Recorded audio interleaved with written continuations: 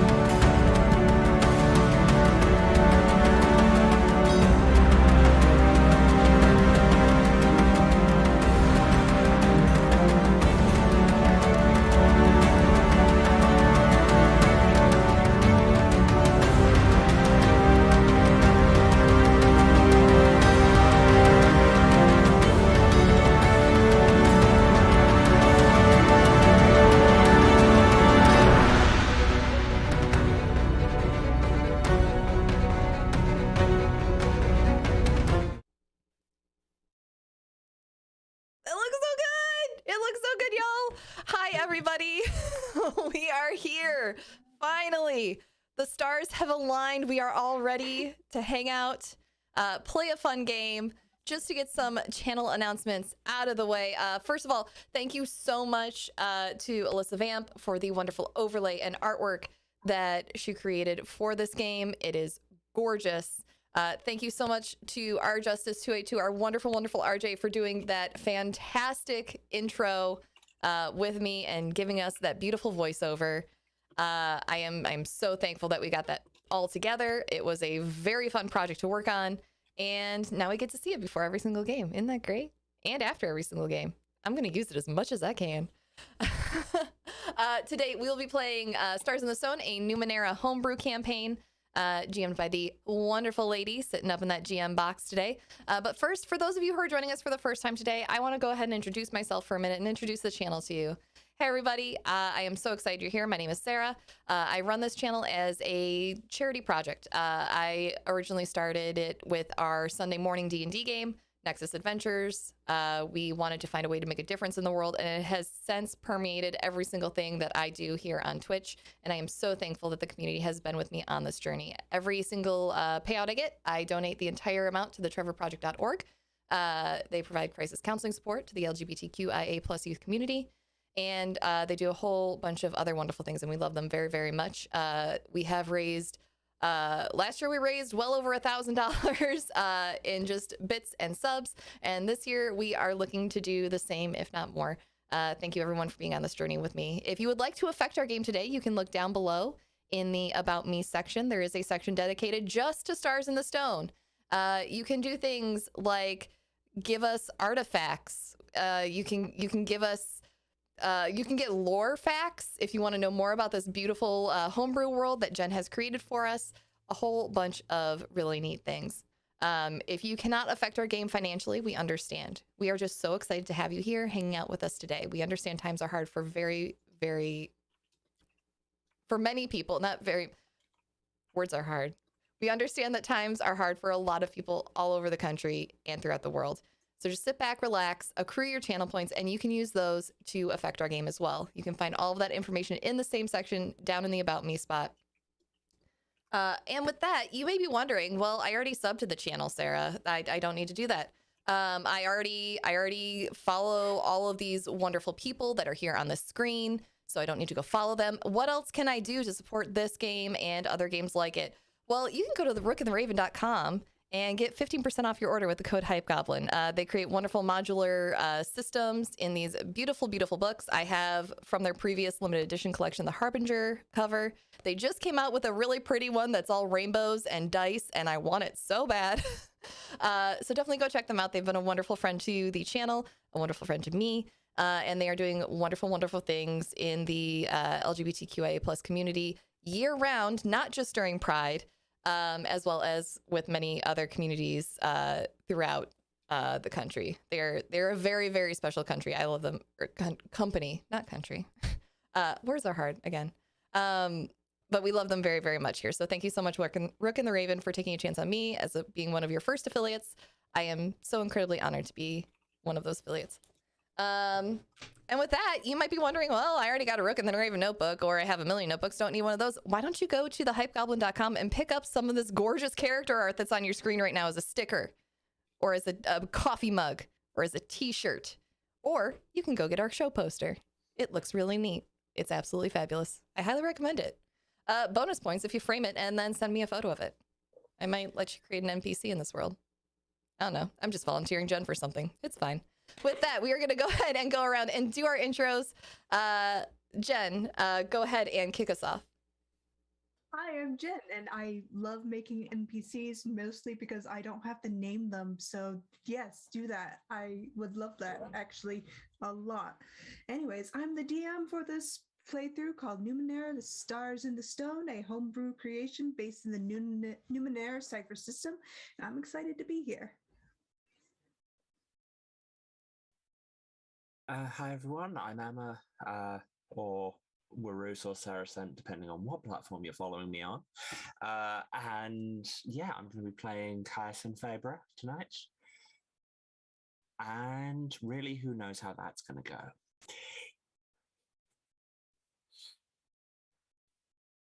So greetings everyone, I'm Velvet. Thank you so much for joining us. I will be playing Ashlot, just a friendly neighborhood robot lady.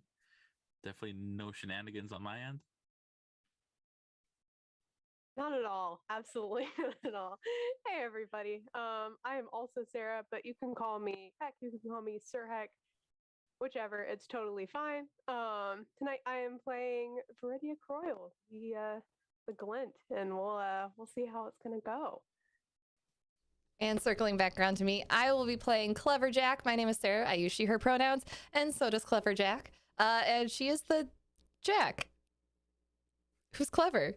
It might be her real name. It might not. We'll find out. Really, after you've used it for long enough, doesn't it kind of become her real name anyway? Well, now that you know everyone, let's get started with our introductions.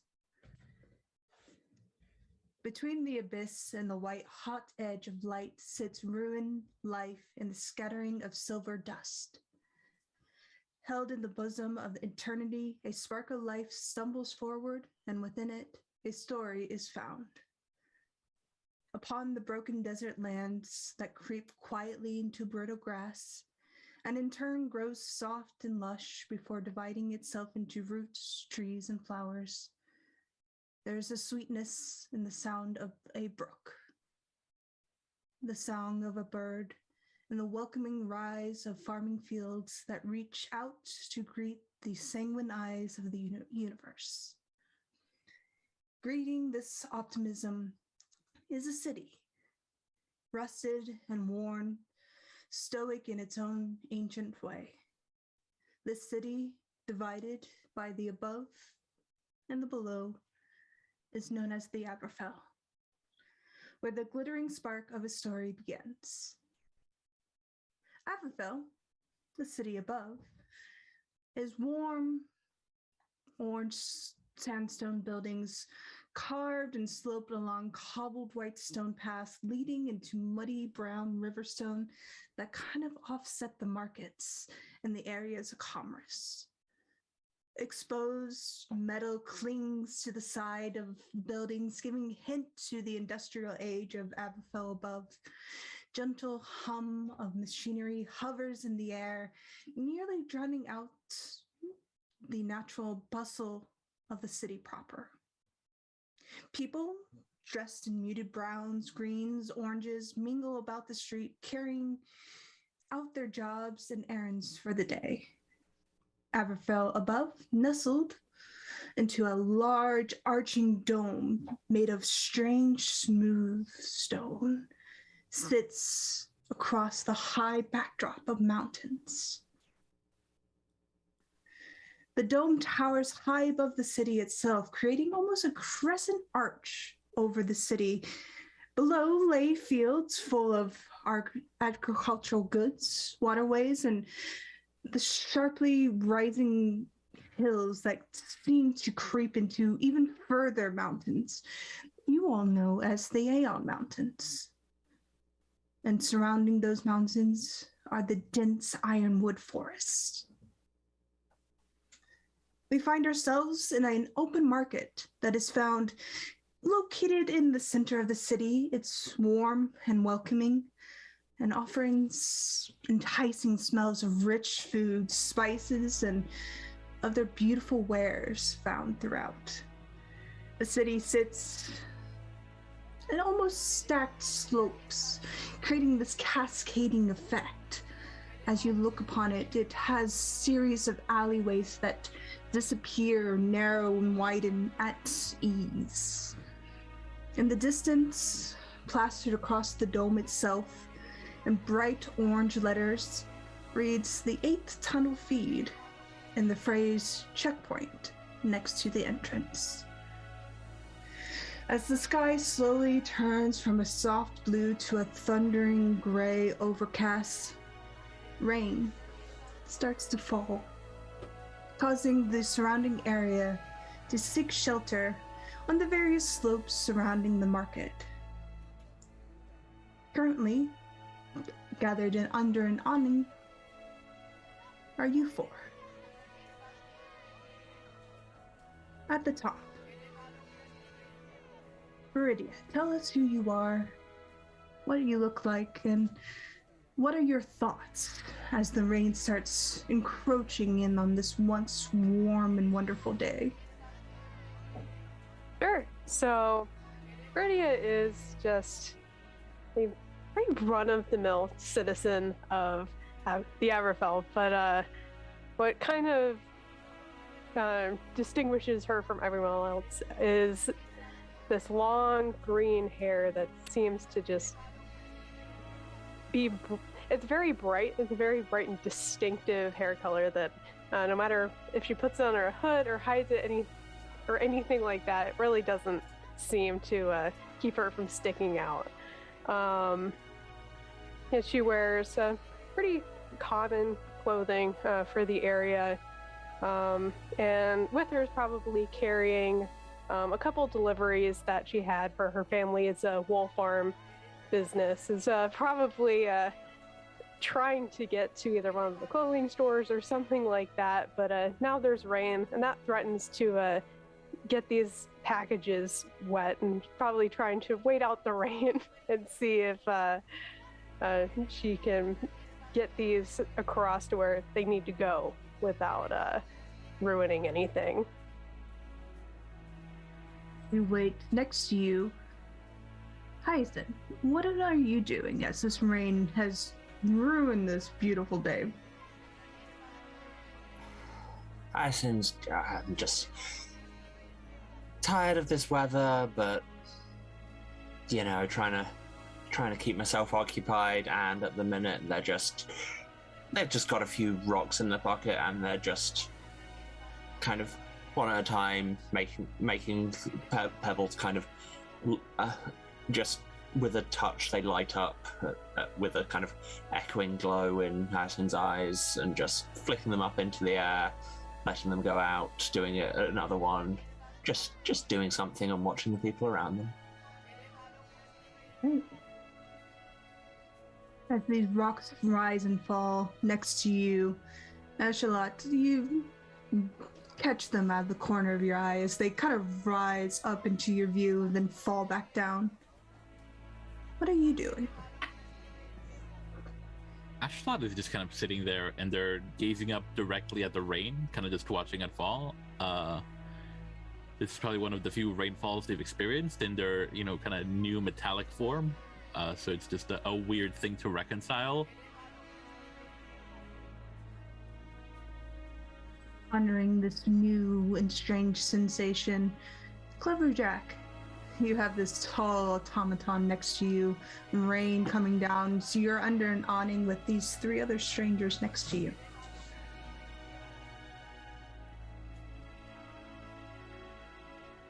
Jack is there a little bit off to the side, just trying to just kind of edge the corner of one of Viridia's packages up a little bit to see if there's anything worth taking in one of them.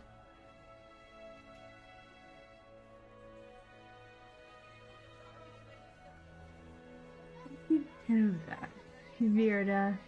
Roll me intelligence perception to see if you Okay. notice Clever Jack's movement of your packages. And Clever Jack, you can make a speed roll or a sleight of hand or anything to the like to see if you can get away with it. I will set the difficulty as a 2. Okay, so this is just an intellect roll? Mhm. Okay. Let's see. Would this be an interaction involving lies? Probably not. You can be deceptive verbally, I would say yes, but as you're being deceptive in a non-verbal way, no. That's fair. Let's see.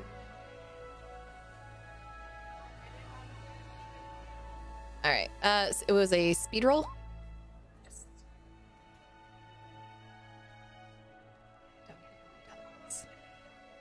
Mine go through.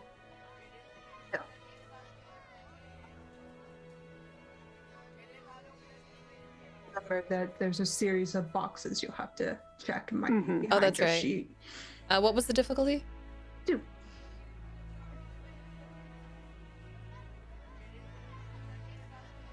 Interesting. Oh no. We both rolled. Did we both roll the? Oh no, I didn't. I'd rolled a 6. Okay. Cool. You both succeed. However, I will say because Virida, these are your packages, you would notice that they are slowly being displaced by this other person. You catch that, and while you are almost successful in your displacement, Jack, you get caught. Oh, so sorry there. You know, you got a bit of a smudge on this one. Let me just get that for you. I think it might have been a bug or something. Oh, well, my. Thank you. Yeah, no problem. Do I have any idea that she's being deceptive at all, or? You could do an insight, which is another intellect roll, as you are perceiving this deceptiveness. And Jack, if you want to, you can roll part of your deception. All right. Yeah, I have trained in all interactions involving lies Okay. as you a can roll trait. that. So let's see how this goes.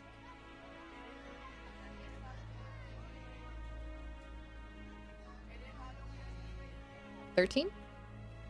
Right. Sorry, I'm a little slow here.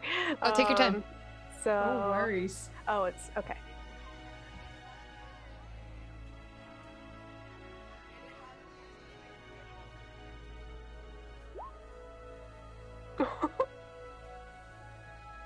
Well, that's a 19. You're aware, purely because you rolled a 19. And 19s and 20s in this game are a rolling success, more or less. So, Jack, while you are very proficient in lying, it seems that Virida is a bit more in tune with people who lie to her. Yeah, there's this definitely this little sparkle of mischief behind Viridia's eyes, and so she looks Jack just kind of up and down, and it's like, well, there ain't nothing worth stealing, I promise you. It's just a bunch of wool products, not even processed or anything. I mean, anything has value to the right buy. Well, Not in this rain, it won't.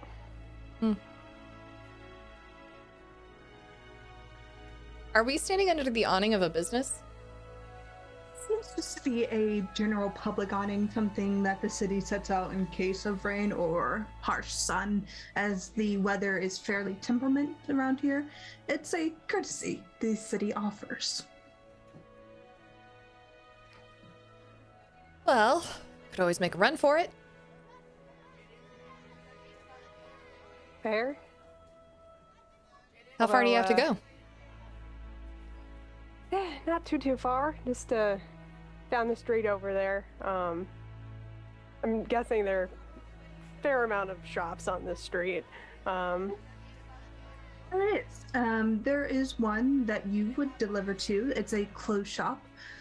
And you know the clothes shop to be owned by somebody called Marcus Adele. They are a kind person. They sell traveling gear and offer advice to those adventuring below the city. And you know they're not too far. And as the rest of you are kind of waiting for the rain to stop, you realize it's just pouring down harder and you probably need to seek better shelter. And before you are a bookshop, a tea shop, and the clothes shop, kind of just half a block down.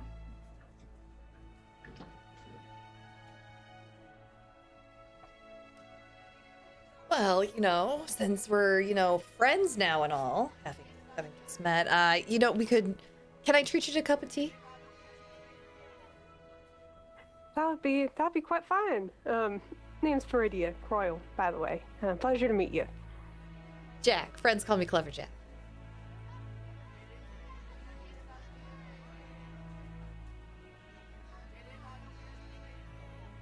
What about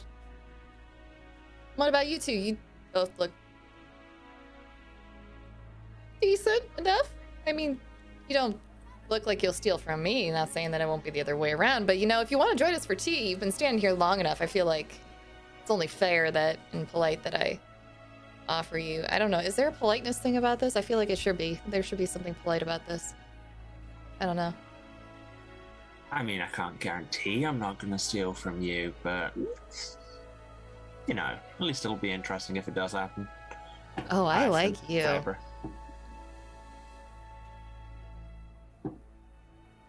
Not that I can drink it, but I'll happily join you. Fair enough.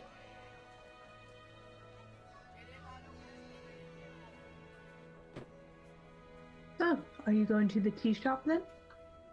I will buy everybody a cup of tea. All right.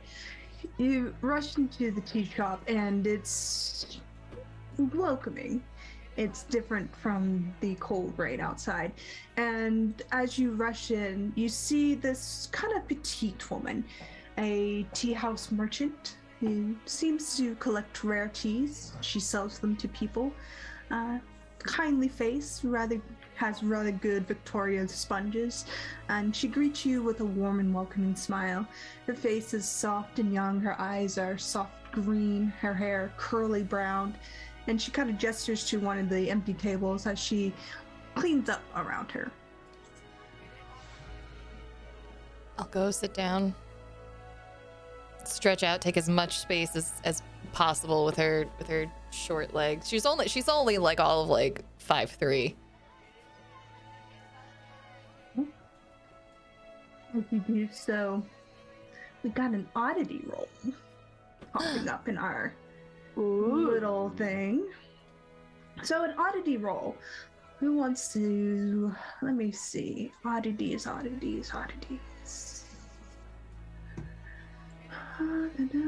me find my oddities.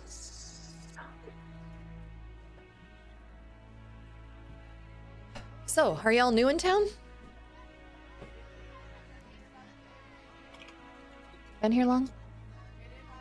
I have. I'm more or less from here. Mm-hmm. I'm actually from here, no more or less about it. Oh, nice. Love a local. You'd be the first. I'm just passing through. on your way to anywhere interesting? Nowhere in particular. Wherever the next job takes me. Sounds good. Quite mysterious, but nonetheless a good story.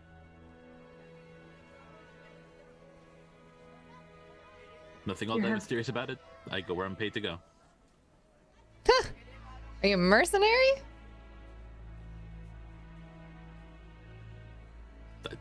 I thought it was pretty obvious, and they'll just kind of hoist this big ass axe that's like a little taller than them, but probably twice the size of anyone else.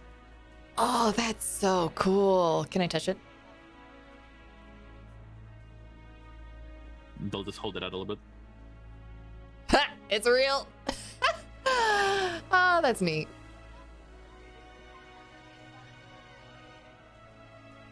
As you're having this conversation, out of the corner of all your eyes, as food is being presented to you without order, it seems that there's just a standard menu that she delivers.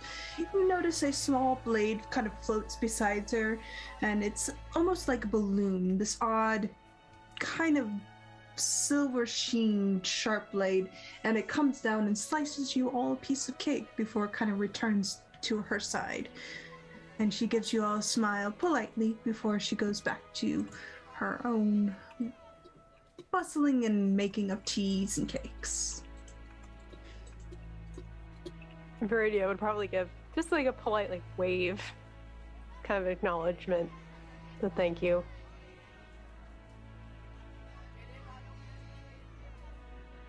Tin just shouts, "Thanks, Emily." You get a kind of wave and a shout back, "Don't break any of my teacups." It happened one time. Her head pops out. One time too many, as she pops back into the kitchen. Was it memorable at least? What'd you do? Look. Somebody bet I couldn't juggle. I was like, I've never tried, but I've handled 3 cups in my life. How hard could it be? Turns out, a little bit harder than that. I mean, that's pretty fair. I mean, juggling actually involves a lot of hand-eye coordination.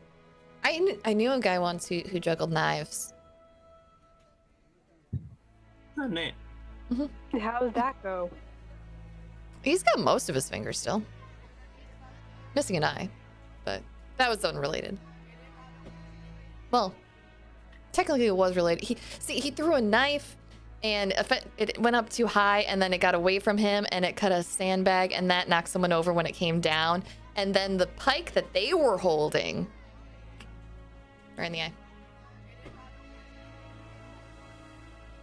So by unrelated, we mean directly round the corner from related. Related adjacent? Maybe? I don't know. Anyways, he didn't intentionally do it, so, you know. He has a cool eye patch now, though. It glitters. Put the oddity into the Discord for you, Ashalot. That's what it is. It doesn't do anything special other than that. Would one of you please describe the oddity for the audience so they know what they bought? It is a small blade that floats like a balloon. It doesn't do damage, it simply just floats. You can serve cakes, tea, sandwiches, and other cutting food devices with it. I love it. I will say oddities are different than cyphers. Oddities don't have a major impact on the world itself. They're just simply really fun to have and give to players, and while they don't have a one-time use, they're just fun to describe and put into the world. But as you're sitting there enjoying your teas and cakes, Emily comes back and she kind of looks you all over and kind of puts her hands on her hips and she says, "Now I've got something for all of you. I need some tea and I'm willing to have it paid to be delivered to my shop. 5 shins each. How much is 5 shins in like relative money, modern money terms? Like, is that like $5? Probably. It's kind of its own system, so there isn't really a real world equivalent, but I would say, yeah. 5 shins is $5. Why not? How poor am I?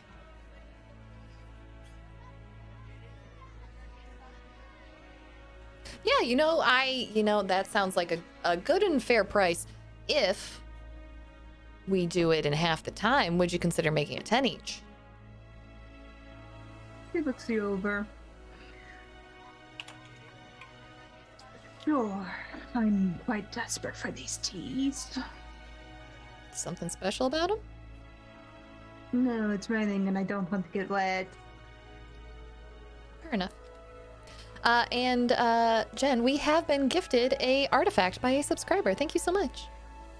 Thank you so much. All right. I will. That is my cyphers. That is my weird. Okay. I'm going to deal from the artifact deck and see what we get. Yeah. Do you want me to roll for who gets it? Yeah. Unless whoever redeemed it specifically says. Yeah. Mr. Rogers' bloodstained sweater. He would like to specify who that goes to. Feel free. Also, A plus Demon Lemon reference. Thank you. Roll it, and I'll put that in. Okay. I think I can. Will it let me do it in this one? Yeah, it will. Roll 1d4. All right.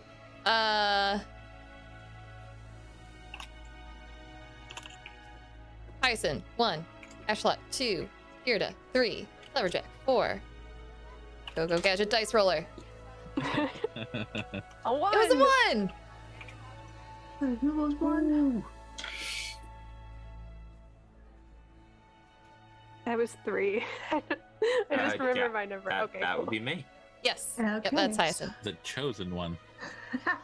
Yeah. All right. The so local. You have your card. You can flip that over whenever you wish.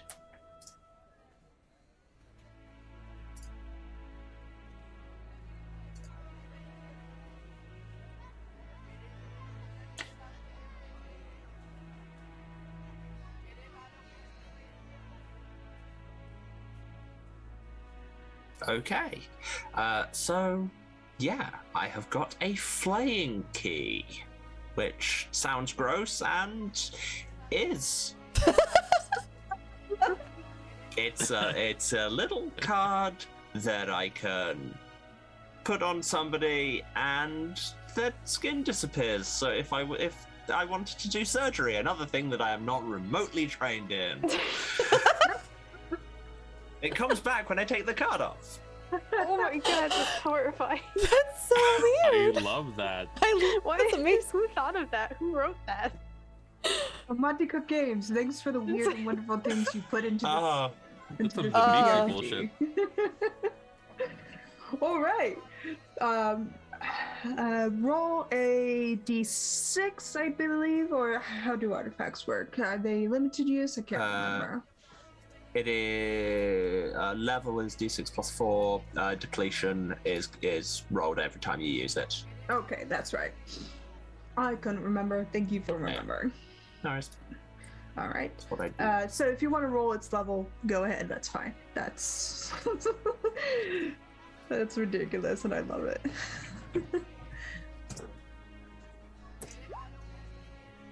That is level 5. All right. Mark that for your notes. Yeah. So you have a level 5 surgery key, like, basically. I love it. All right. As you wait for the rain and you get your tea, Emily kind of just tells you about the fair things of the world and how she wants to go out into the Ironwoods to see some things. And you hear from her that there's something in the tunnel. Nobody really knows what it is. Despite it being well guarded or whatever it is, there's just something strange going on in there. But as your time goes on, the rain does let up and the blue skies kind of appear once more.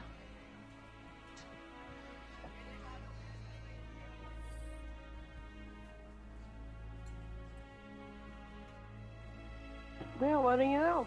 Looks like the rain passed. It has a way of doing that.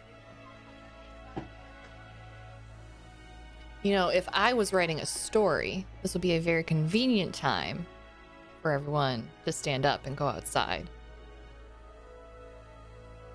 But I'm not a writer. Like, I don't even like books. So, you know, that's just me.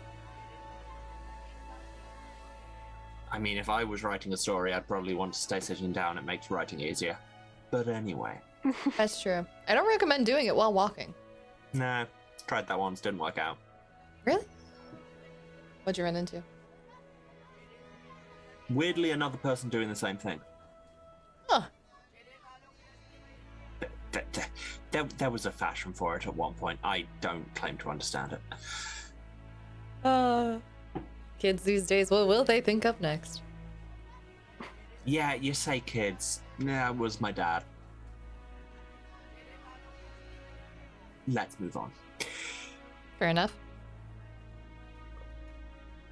Well, I'll exit the stage first. I've just got a quick thing to drop off, but pursuing this tea thing sounds like a good idea if y'all are still going to do that. Yeah, sure. You want us to come with you?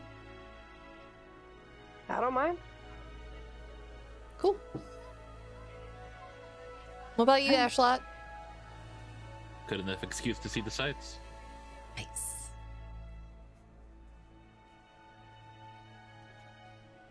All right, Nice. I'm ready when y'all are.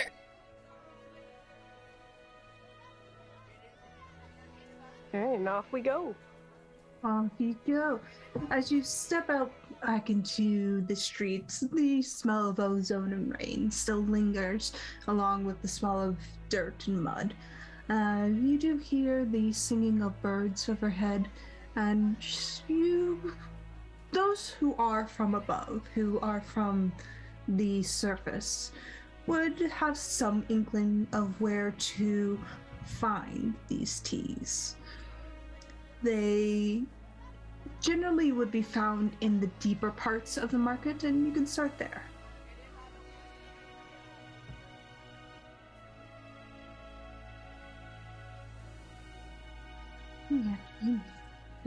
Map. A map. A map. Yeah. The map. A map.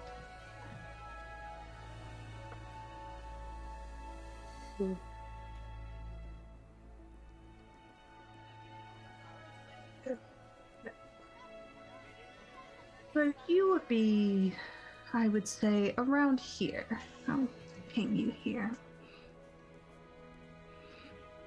And you know you would have to go further into the shops, into the market. The market is beautiful, has a kind of almost bazaar-esque style presence to it. A beautiful stained glass dome sits over it. And it's a multi-tiered kind of market selling wares. It is next to the Red Cipher Guild, which you know is a kind of a guild that goes out and looks for surface ciphers, something to bring back into the city to improve the lives of the citizens. You also know that they're a fairly secret organization, and you would have to pass a series of tests to get into that particular guild, as ciphers are considered very dangerous. You can make your way easily enough towards the market area.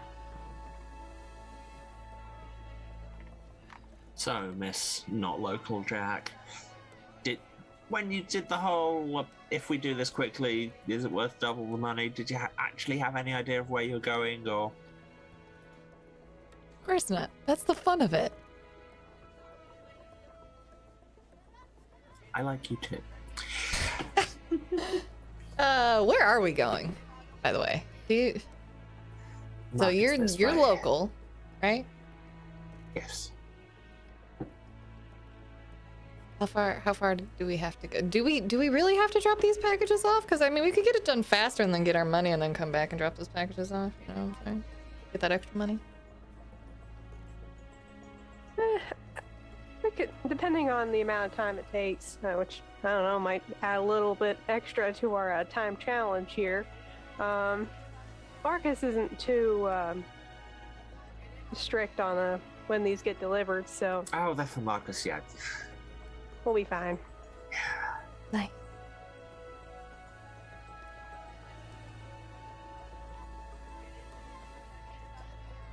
Alright then, Market's this way.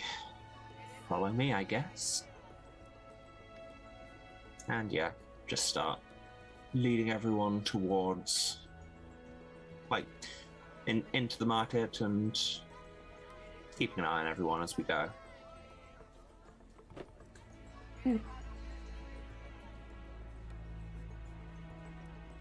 You go through the market and push your way through the city that seems to revive itself after this rainstorm.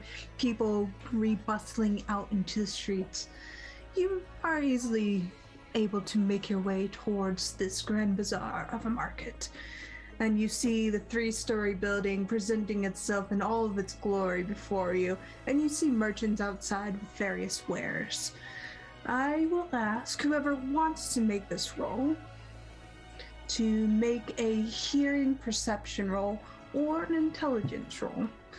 The difficulty is 3.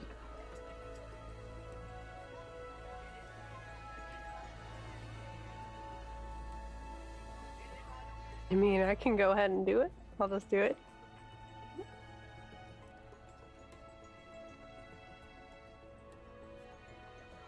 You got this.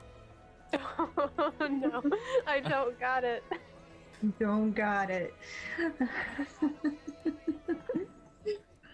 You don't hear the warning to stop as a child collides into you, Viridia, and knocks packages out of your hand, scattering them into the mud, causing them to get wet and damaging some of your goods. Marcus, while a patient person, isn't the most forgiving when their goods are damaged.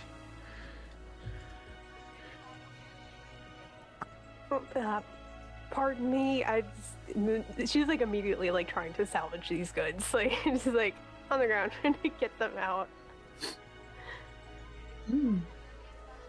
If you want, Viridia, since it did happen to you, you can have a GM intrusion from me. It'll be an interaction. It'll award you an XP. Ooh. Yeah, that sounds great. Let's do it.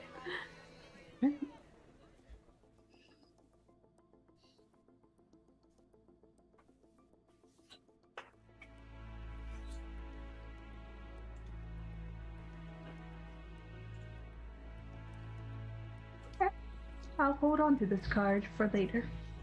Oh. Not ominous at all. Oh, yay. Chaos. Let me just write that down. But you make your way towards the market, and you can make your way inside to the Grand Bazaar. That is this center point for trade for the city.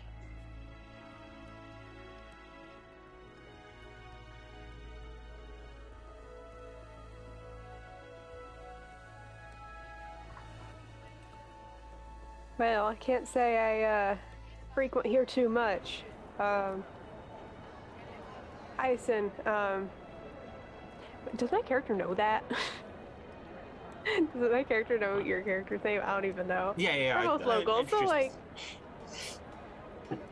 it'll be fine.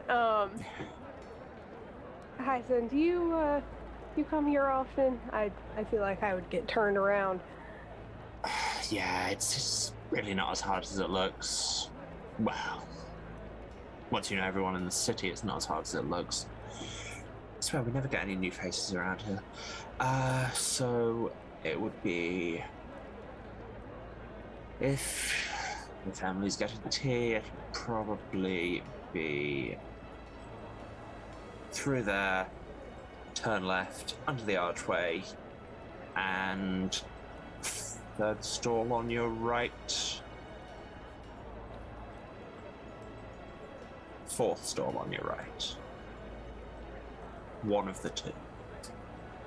Have you memorized the whole market? There really isn't that much to do around here. Good to know.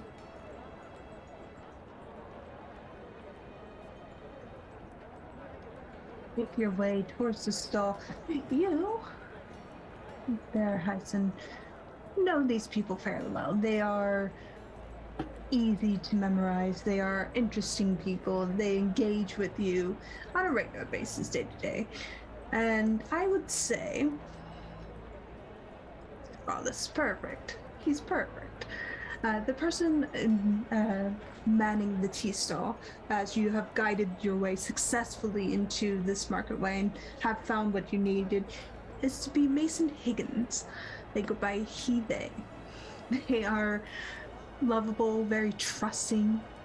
His assertiveness is a bit forceful, but he tends to let it go. He's very communicative in what he likes and has very good manners.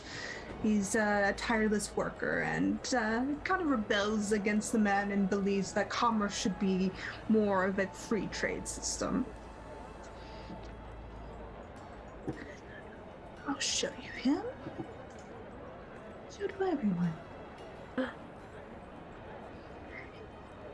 Soft brown hair, full beard, kind of soft gray blue eyes. And as you approach, he kind of greets you all and like, well, howdy all, how you doing? You here to buy some teas or tobacco? Or he looks at his wares. Sugar? He looks back. Salt, not sugar. I really hope you know which one it is this time. He looks back towards the containers. Pretty sure it's salt. I am so glad we're not here to risk that today. He just gives a full grin. Emily's decided she's afraid of weather, so she was meant to be picking up some teas from you. She's sent the nearest warm bodies instead, which in this case happened to be me. And these. You get a kind of nod from Mason, and they're like, yeah, totally. They look towards you, Viridia, and says, so you're all here getting some tea for Emily? I mean, that's great. And everything.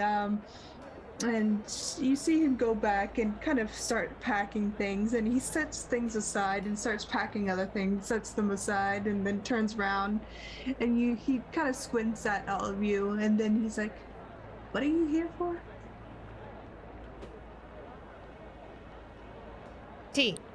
We're here for... Tea! Yeah. Right. He turns around and starts packing things again, and you see him bring out... This is going to be a very old school reference, but tea blocks. Before tea was sold in loose leaves, they were sold in little blocks, and which is why they smelled horrible and stuff. But that's another story. But you have these tea blocks, and he starts packing them up and sets them aside, and he's like, oh, what kind of tea? Did she say what kind of tea? You know she wants rare tea. She's a rare tea kind of specialist.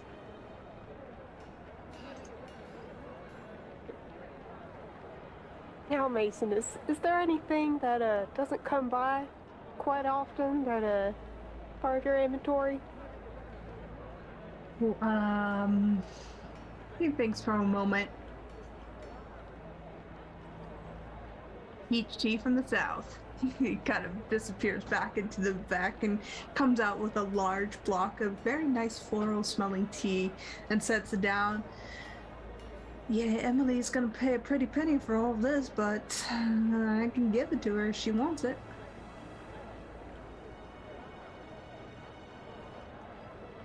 Did she not pay you already? Well, you're not expecting us to pay for this because that's not part of the deal. No, Emily. He kind of writes down a receipt, looks like an inventory receipt, and hands it towards all of you. Tell her to pay that much, and we're all good.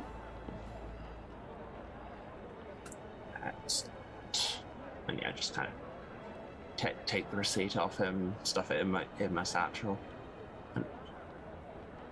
Hey Mason, Tushin says I can tell you if it's salt or sugar. He brings out the container and sets it down, opens the lid. It's neither salt nor sugar, it's flour.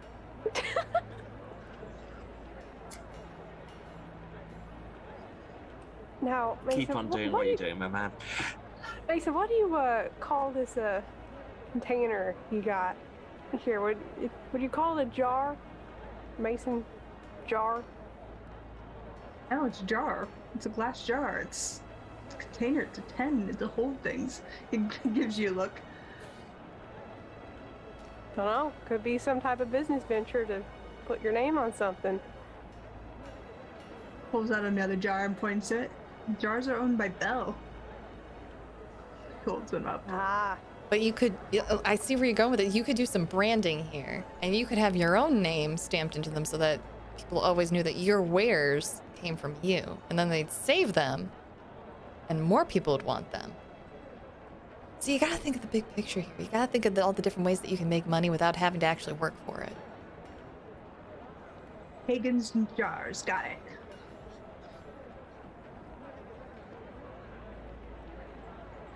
We were so close. Does he have So it? close, Does he Jack. have? I don't think he. I don't think he. I don't know. You know what, buddy? You do you. Keep selling the tea. You're doing great. In regards to the lore that was redeemed, tea block lore. So back in the day, about the day of when America was founded in the 1700s, tea was actually sold in large blocks. And in order to use this tea, you had to shave off it and put it into your teacup. And a fun fact about that, tea was drunk cold for the longest time until somebody decided, you know what, it tastes better warm. And that's how you started to drink warm tea in Britain, largely. And that's how tea was made, because before that, they just drank water, warm water, without any tea in it. People Nice. were weird. I mean, they still are. But yeah, and another fun fact, when we say the Americans dumped tea into the harbor, it was tea blocks. They dumped over 1 million pounds of, or $1 million worth of tea in today's currency. Amazing. Yes. So fun fact, that's where the tea block lore comes from. Real world affecting story lore. Now, you've got your peach tea blocks, and you have other teas given to you by Mason, who seems to misunderstand the concept of mason jars. And you can go back to Emily to find and get your reward, 5 shins each, 10 shins each, because you did it in a speedy manner.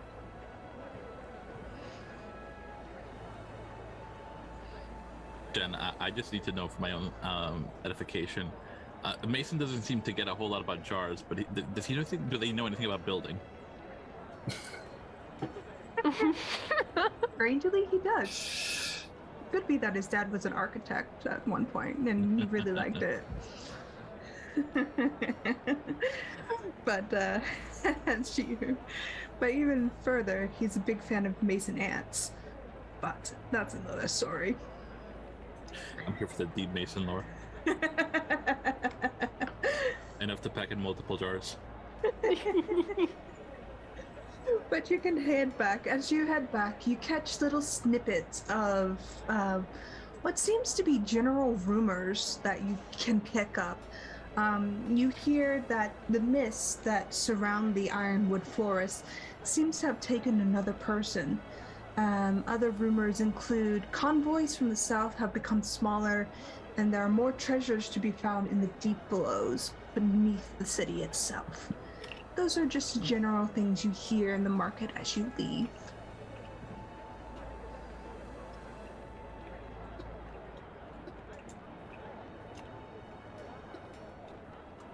Any of y'all know the person that went missing? Probably. Probably. Any names going around? Make a history/intelligence check for those who are from the above to see if you catch name.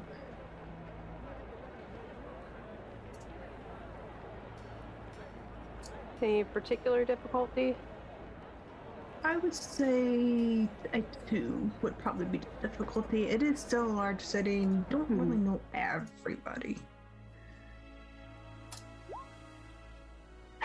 Oh no. You've never heard of the poor sod that disappeared into the mist. But I got a 14, so You do. Yeah, you got a GM intrusion. I'll get back to that in a minute. But you got a success there, Hyson. And you know this person to be part of the Red Cipher Guild. They are called Rojan.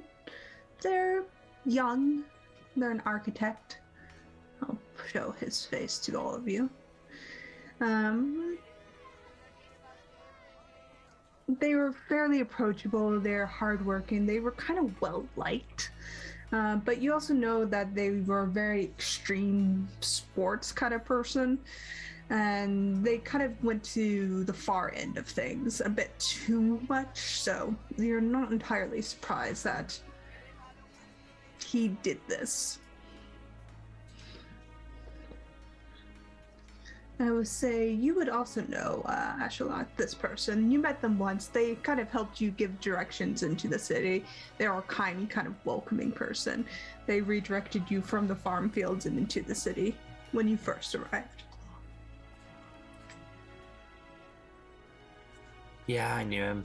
Nice guy, but turns out you knock on death's door enough times, and sooner or later it'll open up. I mean, that's what they tell me. It hasn't stuck yet. They come from money?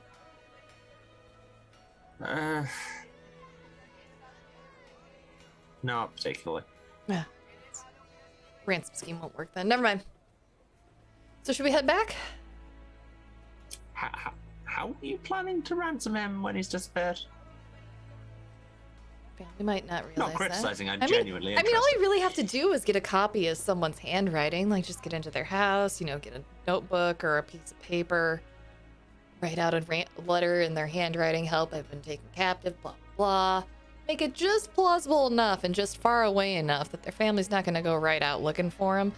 But they'll be likely to hire some intrepid adventurer with a long track record of finding things and, just ask for your expenses up front and then never come back to town. You're talking from experience, aren't you?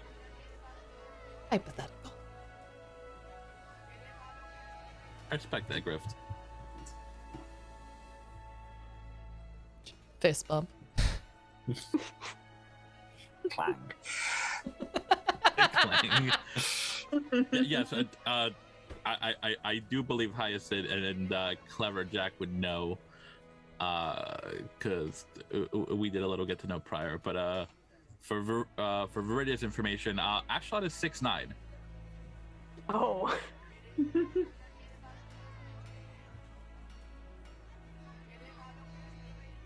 Very tall individual who stands out above the crowd.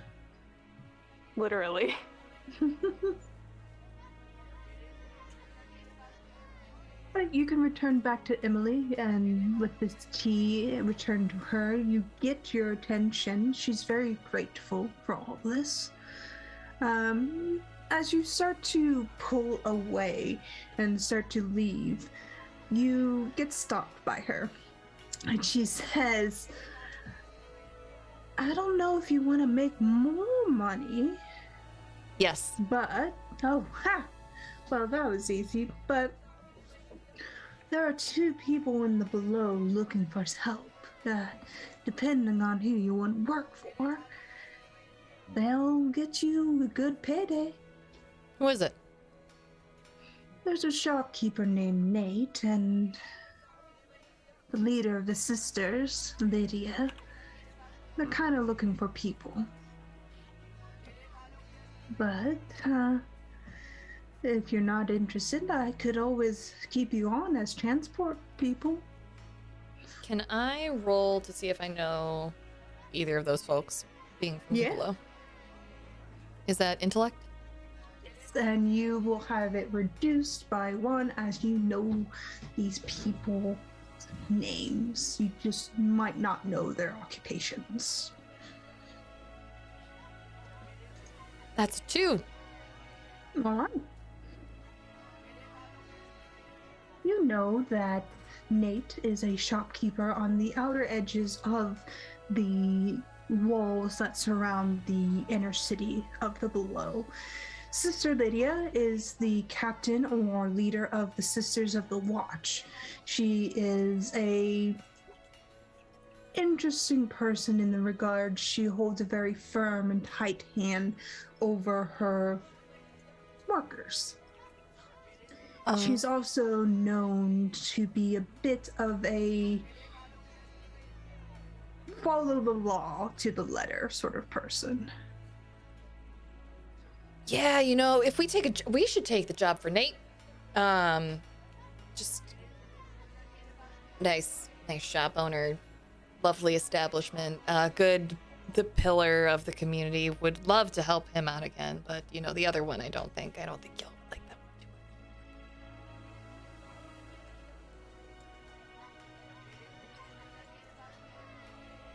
You would know, Jack, that you would need a transport visa to get down into below, simply because the borders between the above and below have a very strict transport code. And very much like Australia, you have to check your bags. So to say. With my background, would I have a underhanded way of getting between the 2 above and below? You would, but they are not the safest of routes. The Transport Guild will provide you visas for 8 shens. It's a local government building, and it is the safest of the options, and you would have to go through the 8-tunnel feed to get there. So we can pay for our visa if y'all want, or we can not pay and go the more fun and terrifying route.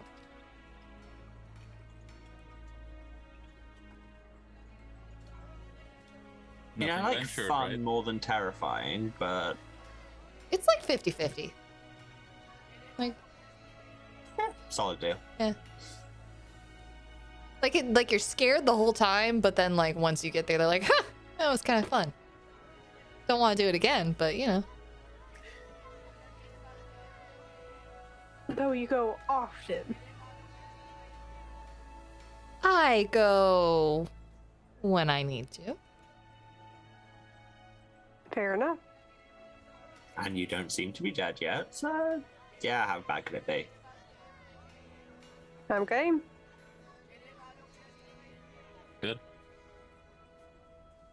The harder, more dangerous route it is then. Oh no. Scared GM face. Let me pull up my other sheet then. We chose poorly. Or we chose correct. Ah.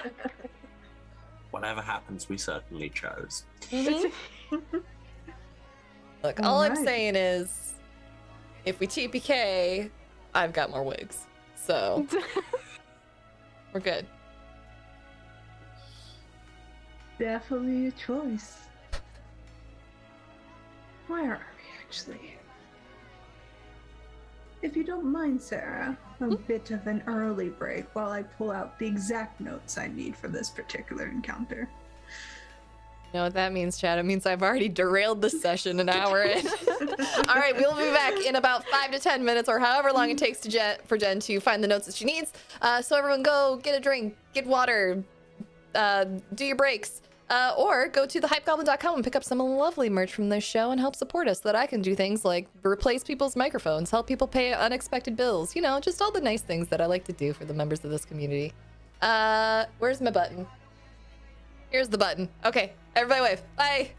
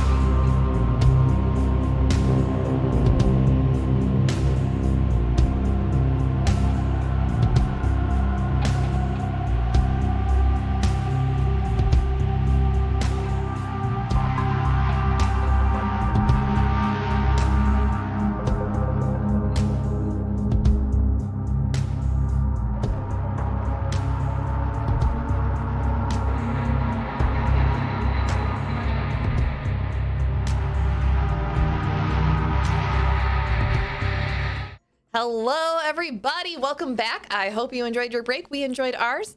We are all set and ready to go as we travel on the most safe and least perilous portion of today's game, I think. I think it's gonna be fine, right?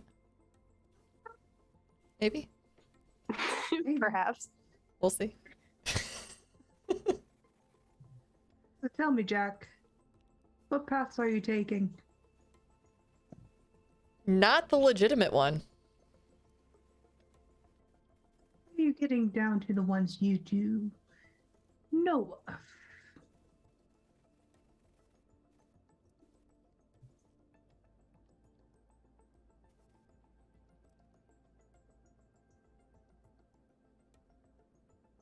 What ones do I know of? Tell me. This is your world building moment. Oh, okay. So there's a path. It's not really a path. It's more like a deer trail type path. And if you look really closely, you can follow it outside the city, and it kind of looks like it's going towards the mountains, and then all of a sudden it just dips down into a hole, and that's where Jack just slides right in, feet first. Their head pokes back out. Y'all coming?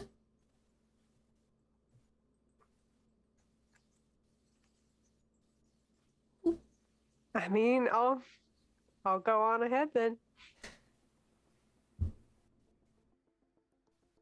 Alright. Fine, I suppose.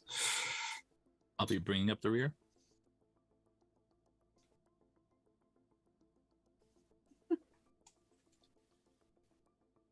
Working your way into this path.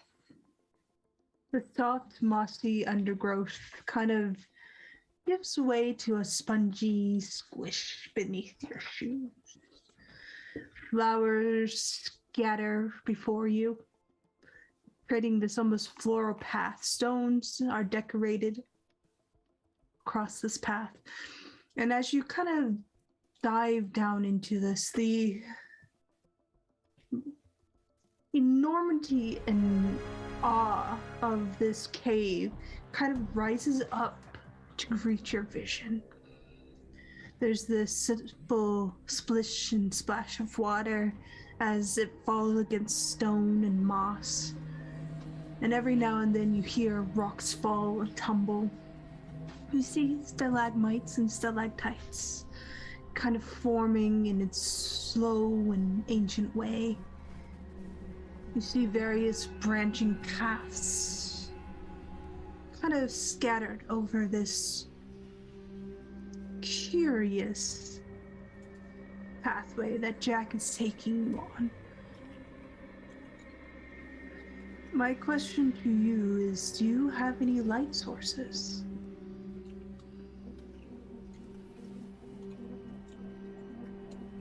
I mean, I've got a light source.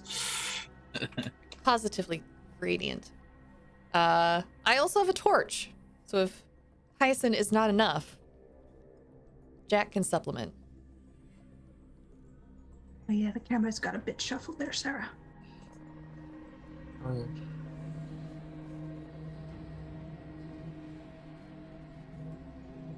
You have various light sources at your disposal. You can make your way through this cave without too much hindrance.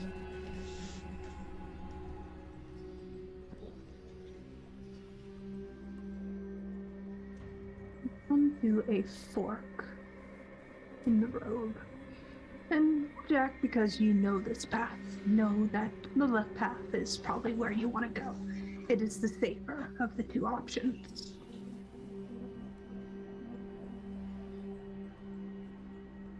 I want you to roll me an intellect roll.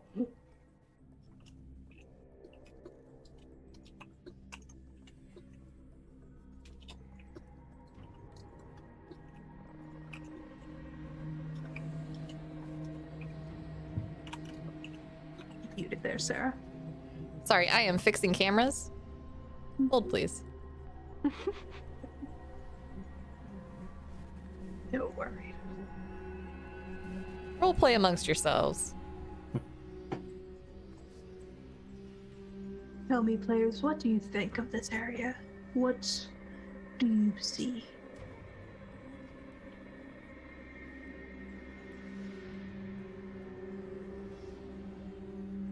Can't say I've been anywhere like this before. I like these rock formations that are up here on the ceiling.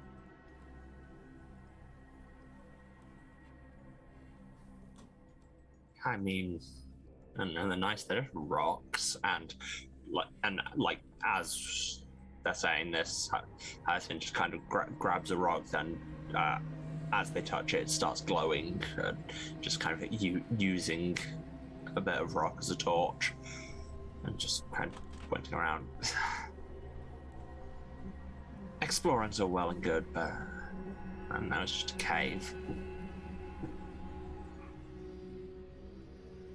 Yeah, but I wonder if anything have looks like other than, you know how you look at clouds and try to find shapes of them? I wonder if there's something up here.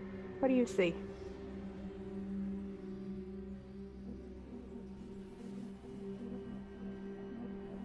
Rocks. I don't know what to tell you. It's the roof of a cave. It looks like a cave.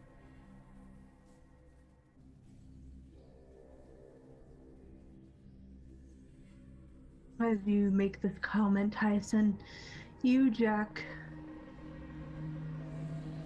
stop.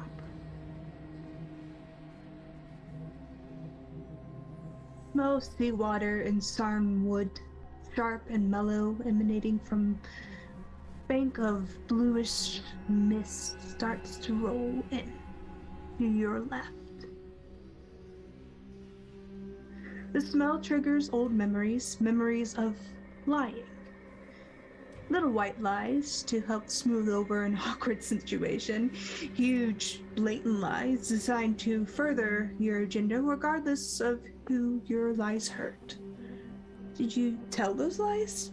Maybe just a little bit. You begin to feel stretched, as if your skin is being pulled in opposite directions. As if all of you is being pulled apart, and the sensation begins as an irritation. Then the pain begins. Pain becomes agony, and with that pain comes knowledge. You have been judged a liar. And that liars get turned inside out. You've discovered the Veloquent mist. The mist that takes and consumes all. And it's heading right for all of you. Oh, back out, back out, back out, back out, back out. You run Hi. or you die. Back the way we came. Back the way we came. Go, go, go, go, go, go, go, go, go, go, go, go, go. It's the mist. We gotta go. We gotta go. Okay. This is the scary part. Fun comes next. This close and cut off your path. You cannot retreat the way you came. Okay. So the only path is deeper in. The only path is to your right or deeper in. There. Okay, so we currently have two. Yes. Toss a coin to your witcher. Roll a d2. Roll a d2. Why are we going back? What's happening? Okay. One is right. Okay, we're going deeper in. I did not roll to go right. You all start to feel the irritating burn on your skin, and you all come to the realization you're being judged as liars. You start to feel stretched. Run, run, run! Come on, we gotta keep moving, keep moving. It's the mist. It's gonna do funky things to you. Don't worry about it. Just run. I mean, do worry about it. Run. Do worry, but don't also but don't panic. Jack is obviously panicking. I will try my best. Let's go. Me a speed test, all of you. Oh boy. The challenge is 4.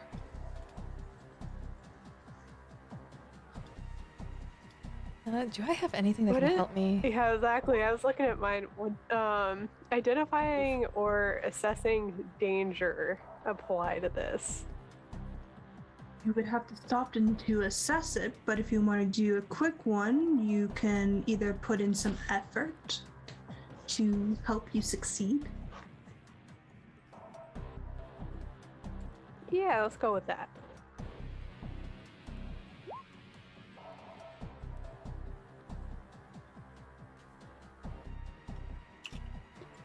Okay.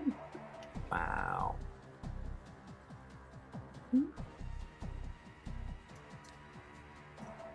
Ooh. Hey. All right, I succeeded. Rolled a Hey. 16. Oh, I burnt an effort on it and still rolled a 4. No, sorry. Yeah, a 4. Great. I'll get back to that real quick.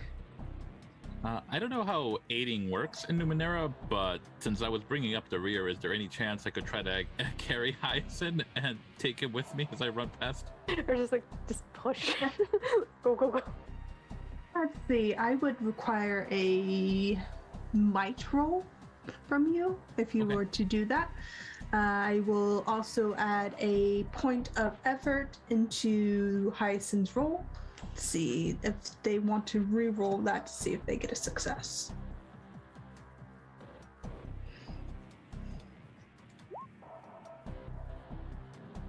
Alright. You have a +1 to your roll there, Hyacinth. Pulse. That's so hard now. For whatever reason, the dice god said no today. But you do get an XP for that failure, so mark that towards you. So, as you're running from the mist and stumbling forward, Hyacinth, you trip over these strange protruding rock, the ones you were not very fond of earlier, the ones you had no interest in, and you fall and stumble, and the mist brushes against your leg, and you take, let's see, you take 4 points of damage, so reduce your health by 4. As this mist kind of rolls in and slowly creeps, it behaves in a manner as if trying to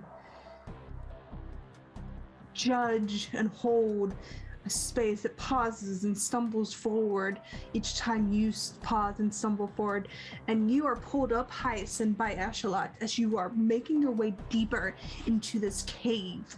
And as you do so, as the mist kind of pushes in behind you, ahead of you, you hear this screeching, clattering, chittering sound. And those from below know these to be lax, lizard-type creatures that kind of swarm and attack in groups, menace to all encounters. Small as they are, they're deadly in a pack.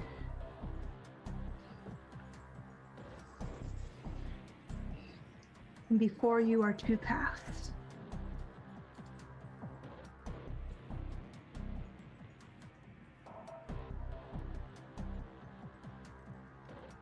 You have an idea of where to go next, Jack?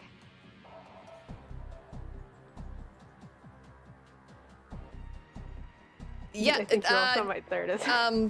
I think we should potatoes. Which ways do the paths shoot off? Is it just a fork? It's a fork. This is jarring. It's hard to think while you are in a panic state. And if you want to roll to remember, this is going to be a 5. We're going to right. beat. All right. You go right. You push into the right path and start to feel the ground start sloping downwards. And as you kind of run, the mist kind of halts at the entrance, but then follows you down, chasing you down the right path. And as you continue to move forward, make me another speed roll. All of you.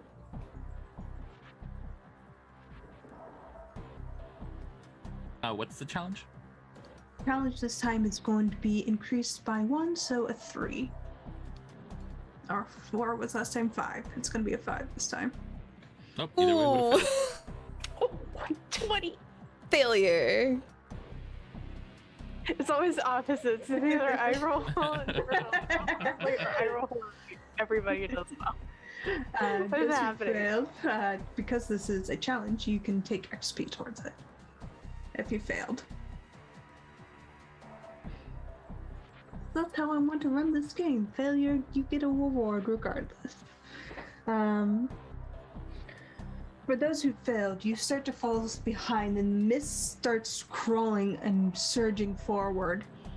And there's this kind of momentary pause as both you, Jack, and you, Ashalat, take 4 points of damage from this fog.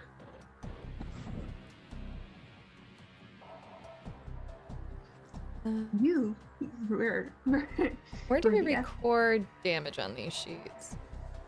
you would take it.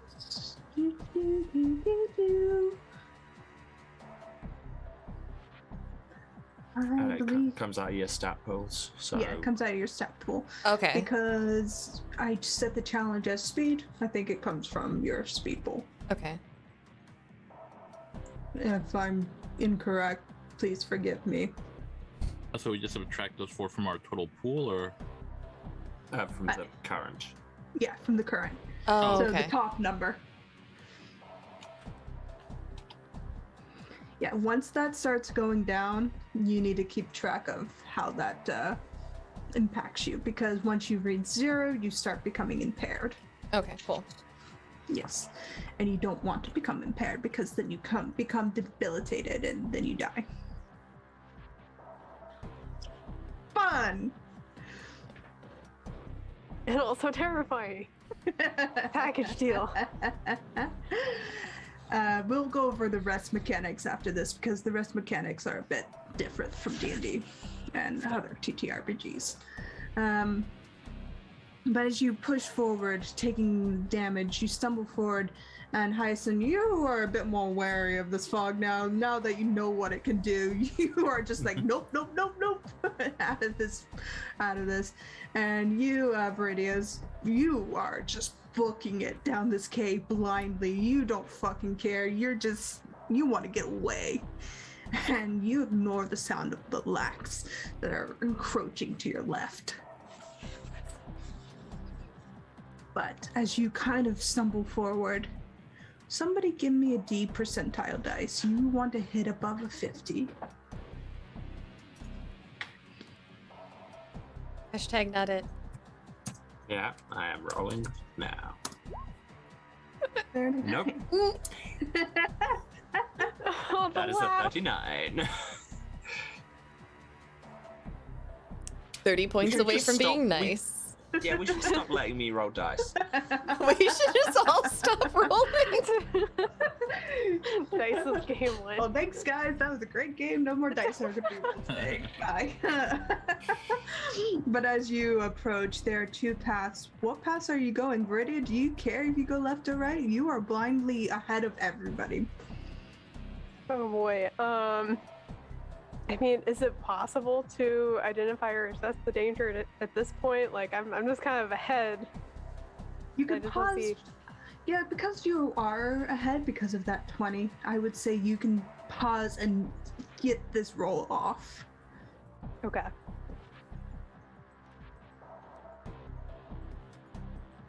What difficulty would that be? I will set it at a 4, just because you have lax, which are the creepy lizard bastards, and the fog pushing in on you. Fair enough. Okay. All right. Very nice. You know to go left. For whatever reason, your intuition tells you to go left. And that's where you're going. Do the rest of you follow? Alright, so yes. Yep. All right. Following blindly down Viridia, you keep going. You push into the left, and the sound of the lax fall behind. The smell of seawater and sarnwood kind of fade away from you, and you keep pushing and pushing. The echoing sounds of caves kind of push up around you as your feet hit stone, wet, slick gravel, and metal. Your feet hit metal. And you look up and you see tapestries strung up by unseen threads, glittering and glowing in this space before you. There's a blue eeriness to this cave. And there's this faint smell of roses.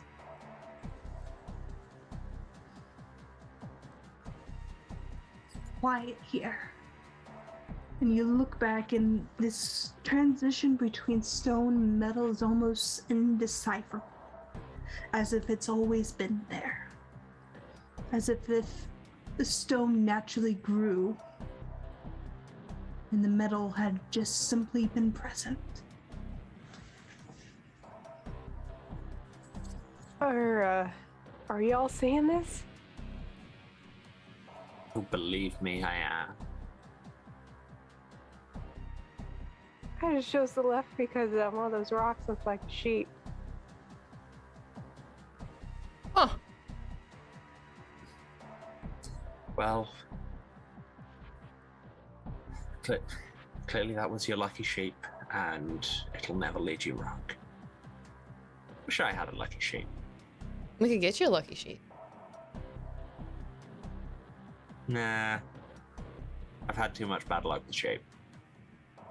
You've had bad Other luck with stories sheep? for other times. Okay.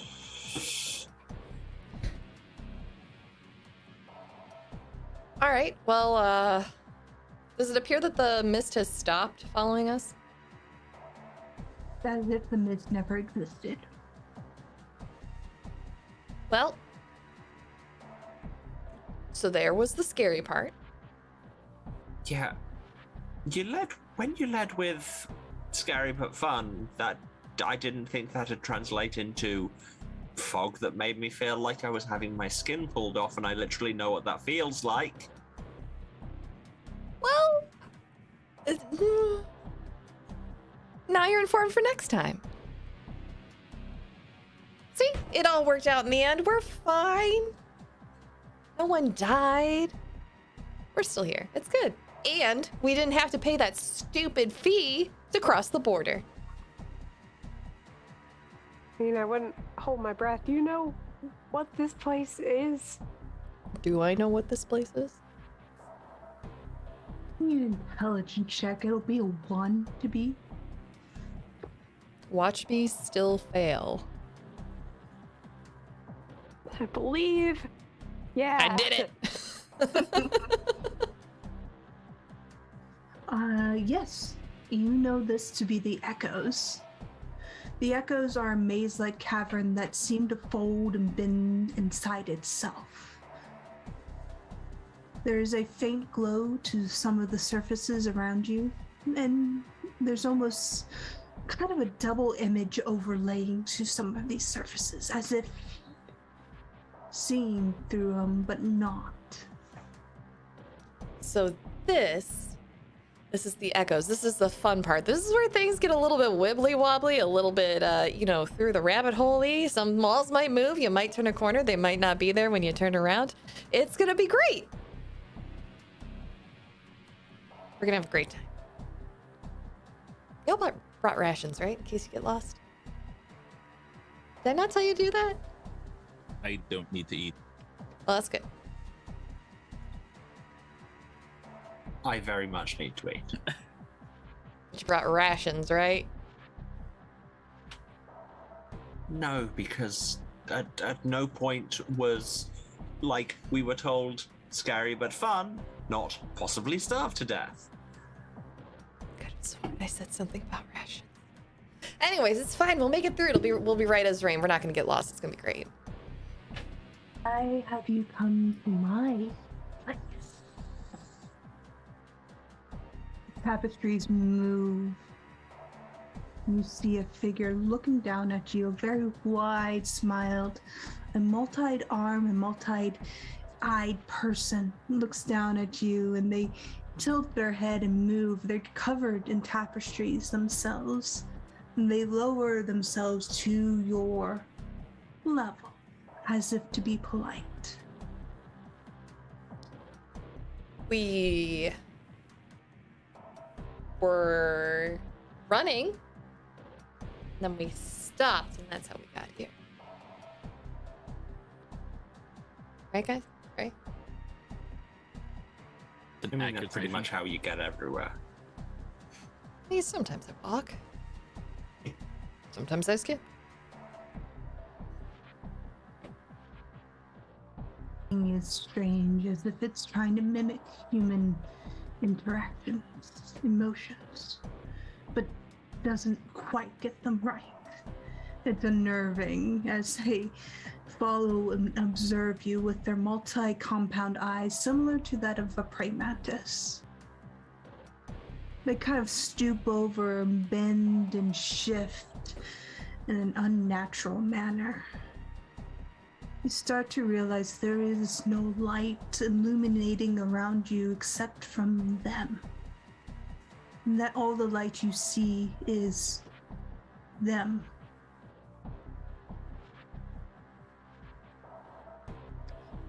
They kind of pull themselves back up, the tapestries unfolding and bellowing, twisting and hanging and whatever strange mannerisms they can, before the creature kind of leans forward and says, "Welcome to the Echoes. My home is your home. Should you need anything." And who's offering? See a hand far too long, far too thin, reach out before they give a bow. "I am the Gloaming Eyes, and this is what I have made from memories." Your memories, or? Memories of those who do not offer prices fairly, wholly, and willingly. Intruders, invaders, and AIs who think them better than myself. Peace I offer. You are lost. As they give an unnatural wide smile. Yes?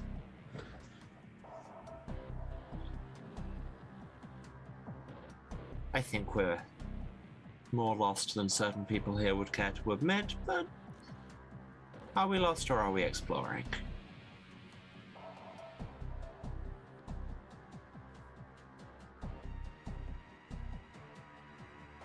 Little column A, little column B. That's what I thought you'd say. You know me so well already. Somehow.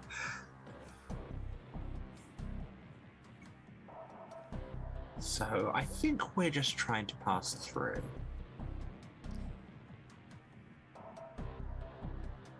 Gloaming Eyes pulls some of the tapestry aside before it moves through the space and pauses and looks back at all of you. Its neck almost turning like that of an owl to look back at you. And you see that ever-present wide smile and says, "I've not seen an automaton in some years. Lucky me." As they push into the space once more.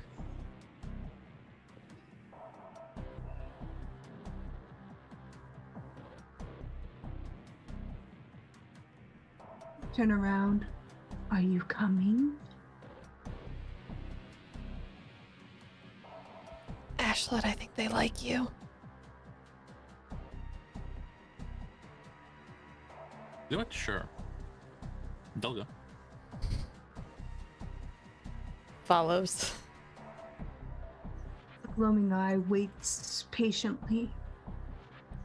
its body covered in these tapestries. You're not entirely sure how large it is. You're not entirely sure if it has a body.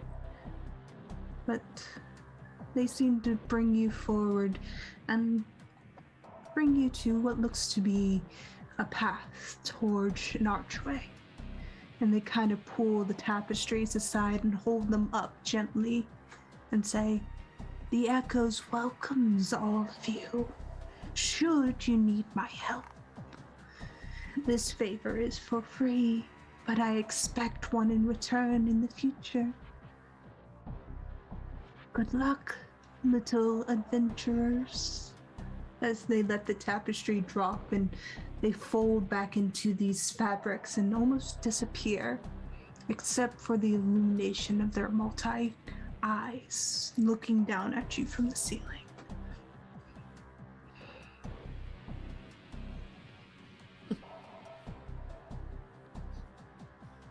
That didn't Well, I happen don't last. think. Go ahead.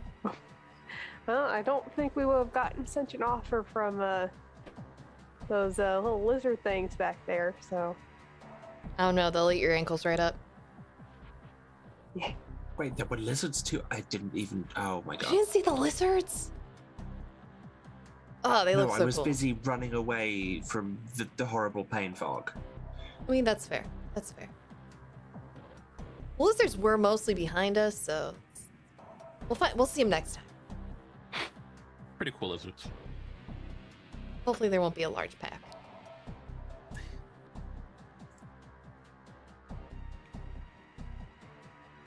Anyways, so that was the fun part. You got your danger, you had your fun. Let's carry on.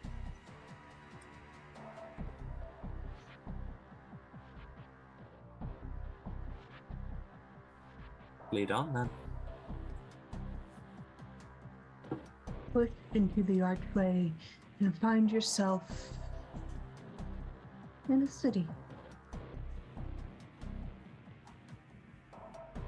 This is the below.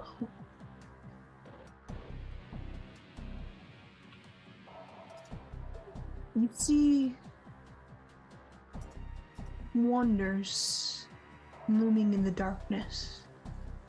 And as your eyes kind of adjust, you see soft yellow and blue lights glittering across this black stone. Walls rising sharply upwards as if to hold and protect what lies beneath and beyond.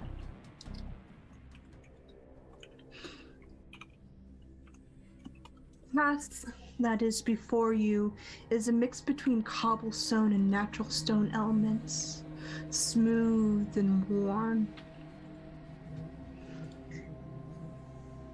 And you can look and see almost a soft pink glow beyond the walls itself. You can follow this path into the city if you so wish. Which side of the city are we coming in at? You seem to be coming from the Broken Stone feed, where the echoes kind of sit in their own cavern space. All right, so Nate's shop's gonna be that away. We can take a trip into town if y'all want to see the sights, look at some wares. We will be passing through a market. I don't know what they sell at this one. I never really pay attention. But people don't ask too many questions at this point, so have fun. All right.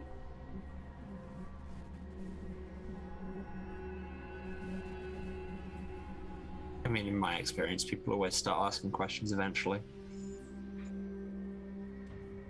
Around here, they just kind of just observe you, ask questions if they absolutely have to, but you're more likely to be followed for a while, you know, maybe like a kid's gonna tail you, or you might see like a random animal, you know. On the surface, they have the birds. Down here, we have like rodents. The rodents work for the crime syndicate, though, not the bourgeoisie. So, you know, birds and rodents, they're two very different things. Up top, the birds work for the bourgeoisie. Surveillance drones. Yeah. I'm not sure that's actually a thing, but Oh, it totally is. Absolutely is. There's a whole pamphlet on it. I can get you one if you want to read it. can't help but feel like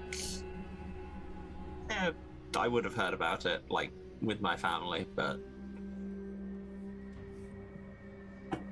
I doubt they'd ever do anything so interesting.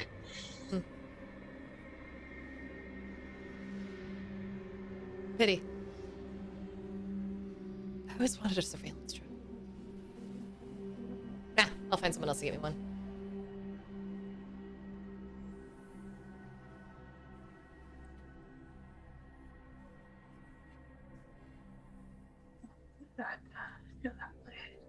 Right.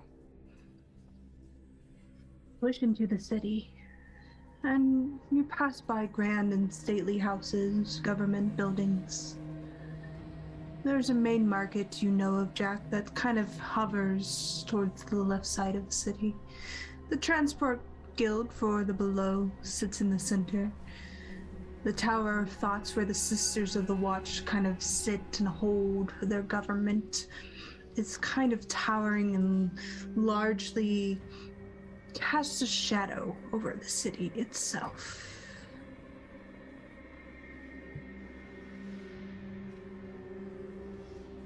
Roads you travel on bends and curves as if following a reverse path, taking you through residential streets, markets. The markets are full of life and wonder, bringing new sights and smells to those unfamiliar with this area. Voices call from their stalls and boast of rich foods and goods for sale, adding to the convincing smell of spices and meats and vegetables. There's a soft glowing orange and blue lights kind of giving electrical hum through this space. The roads narrow, widen at random points are as needed, giving a layer of chaos to a city. Shadows play their part in bringing out full, rich glows of lights that some shops have to their backdrops. Music thrums out of a few shops as performers dot in various points along the street. People slide past each other like fish slide past each other in streams, touching briefly, then hurrying along in their own way. People from all over seem to have gathered here. Cybertechs, humanoid-type beings with strange glowing eyes, pale-skinned giants that seem to tower above the rest of the crowd as they move about. Those who are familiar with the space know that the shadows hide pickpockets, and some stalls are informants to the Decayed family, the crime syndicate that holds a firm and iron grasp next to the Sisters of the Watch. And you know that the eyes will always be there, watching and following you. So is the nature of the below. As we pass through the market, there's a vendor on the opposite side of the market from us. And Jack, just out of nowhere, walking along, just suddenly turns and goes, "Hey, Jerry! Fuck you!" And continues walking on. You Brandy see yells. it. Oh yeah, great guy. See a cybertech poke their head out and say, "You owe me money," as they kind of crash their door, and you see them step out. Is this Jerry? Yes. No, I don't. Page back. You see Jerry with a cleaver. "Yeah, you do." Start coming towards you. I do not. Come on. Remember, I bought you all those drinks afterwards, and I took your sister out for a very nice dinner. This gives Jerry some pause, and then he kind of tilts his head and is like, "Yeah, you did. She really liked it. Thanks for that." You're welcome. Ryder back as he pokes a heavy finger into your shoulder and turns around to go back to his shop. I've already got the letter ready. He looks back at you, reaches to pluck it out of your hands. Hey, that was. I didn't get to put any perfume on it yet. Damn it. Thanks. As he makes his way back to the shop. Don't read it. It's extra smutty. Kind of waves his hand and goes back in. It's really not. It's just a grocery list. Yeah, guess as much. I think his sister's name's Cheryl? Susan? Julie. It's Julie. No, that's not right. It'll come to me.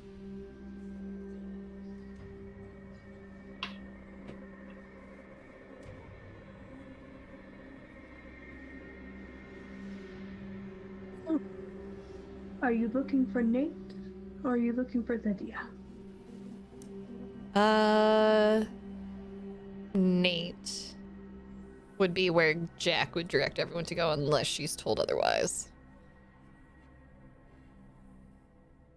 Yeah, Nate was the cool guy. I agree. Nate was the cool guy. Yeah. As you make your way towards Nate's shop, you hear various points as you're traveling through the city itself. You know that the Silver Eyes have sent another threat to the sisters. Seems a vigilante or someone who has issues with the current powers that be at the Science Center has sent this threat. The people who are speaking about this are largely against this movement. They don't see a reason why someone would send a threat to the Science Center, something that keeps the city safe. They're highly against these vigilantes.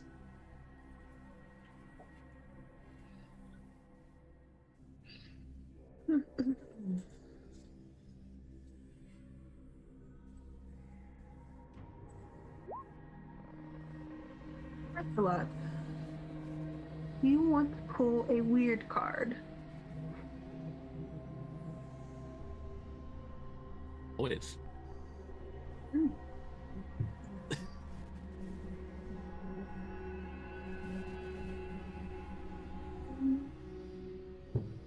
That is for you to look at whenever you wish.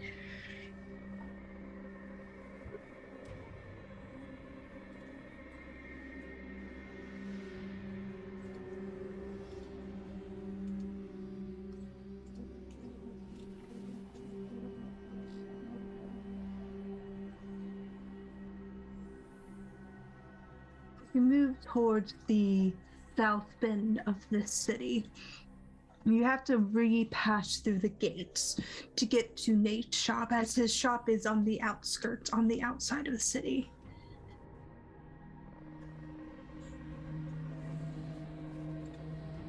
Making your way through the gates is fairly easy. They're not really guarded here as they would be if you were coming through the 8th tunnel feed gate. This is more of a informality, sort of, you can pass through as you wish. There's no checkpoints here.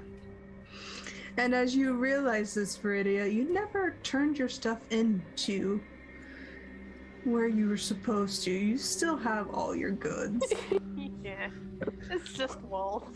It's probably ruined anyway. Like, at this point, she's just probably gonna talk to Marcus like, hey, we're just gonna replace everything. But I would say you have about 8 pounds of wool right now you're just carrying around. It's just there.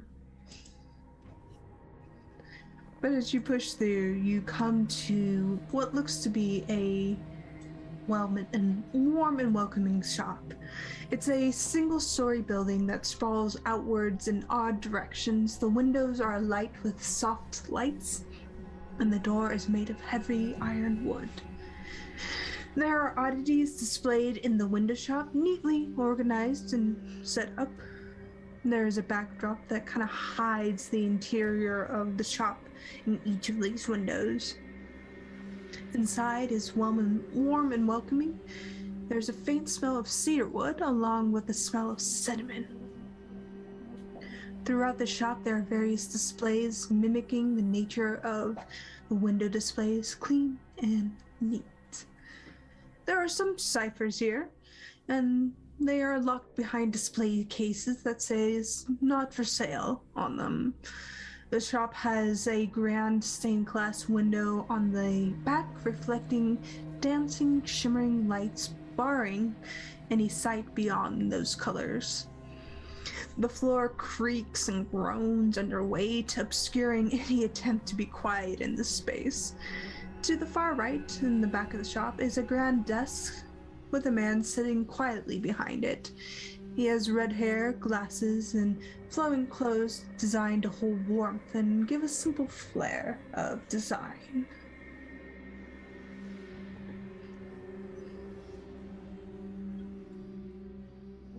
Nady, nady, babady, banana, fana, fofady. Me, mimo, 80, nady. What's up, dude? As you finish your rhyme, he looks up and takes off his glasses. No. What? As he puts them back on. No. What? Come on. You need workers. We already heard. Come on. Look, I have a crew and we're looking for work. Why not? Come on. When have I ever steered you wrong? Ever. We're not her crew. They're totally absolutely are. Best of friends. All four of us. Just like thick as thieves. Just like peas in a very long pod. Like peanut butter and bananas. While you're saying this, Hyacinth has already wandered off to go and look at the display cases. Indifference is how they show their love.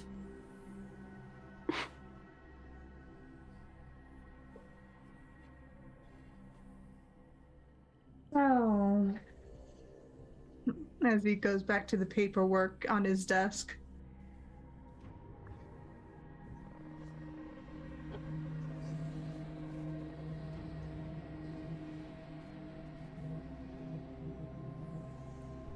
Unless you're willing to pay off the declarations, Jack, for your last incursion into the city, I don't want anything to do with you.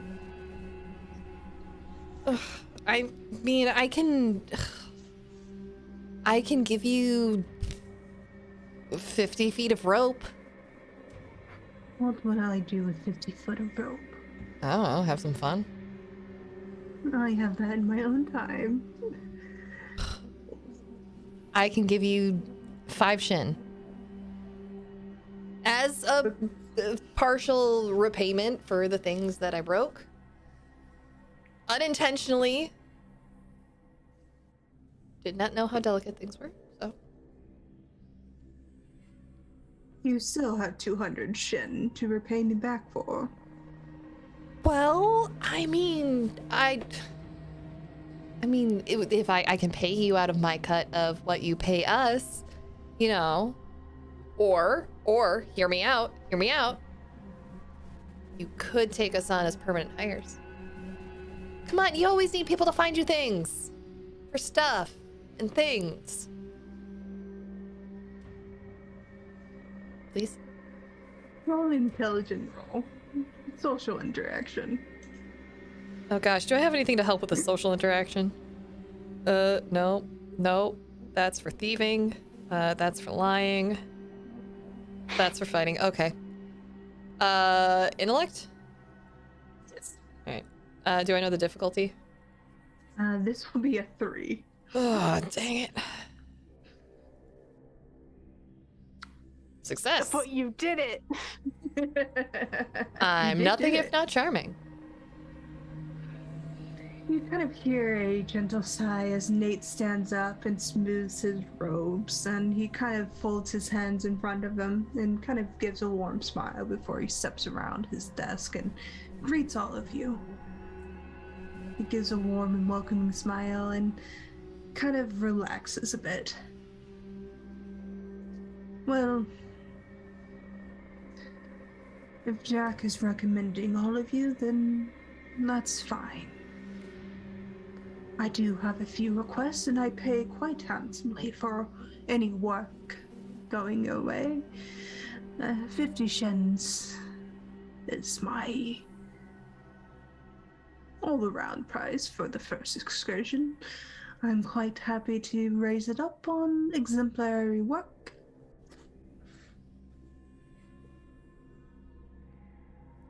Jack's gonna elbow Ashlot. Just go. Playing hard to get is how you know he likes you. Keep that in mind. Yeah. Every time I come in here. Yeah. No. I mean, that sounds like a great deal to me. What do you all think? Do you 50 shin? I mean, considering Mr. Knight here doesn't really know us, I think that's a fair starting point. And Solid start. Carson's only half listening. And just so, why you got these on display if they're not for sale? Nate kind of sweeps towards you, Hyacinth. Because it shows a certain degree of power. I suppose I just like them. He kind of taps the glass, and one of the cyphers starts buzzing loudly and starts bouncing against the glass display. Also, it's fun. Now that I can get behind. But how'd you find all of these anyway?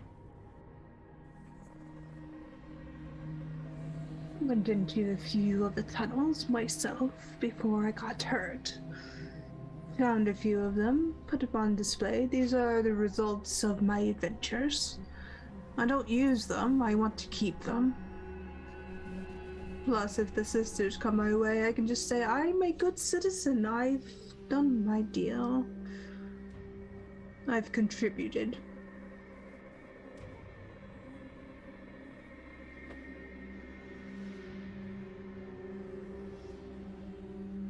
Have the sisters come around recently? I mean, what's the temperature like with them? How angry are they these days? Angry. Somebody kicked a hornet's nest as Nace turns around and goes back towards his desk to sit down. There is a look on Jack's face, and she is currently calculating in her head whether or not she's done anything in the last week that it could have been her. Jack sits down. It's not you, darling. Good. It's the silver eyes. What'd they do? Threaten the science center. Don't do that. That's a ballsy move. I know, right? As he kind of leans forward and gives a charming smile. You don't want to do that. So they're the other ones looking for work in town, which is why we came to you, because we knew that you would not affiliate yourself with such tyranny lightly. So, you know. The sisters overextend their reach. They need to understand that power is only illusionary if people support it. That's fair. Anyways, the rest of you are not from here. I don't know the three of you. Why are you here in the Underdarks, so to say?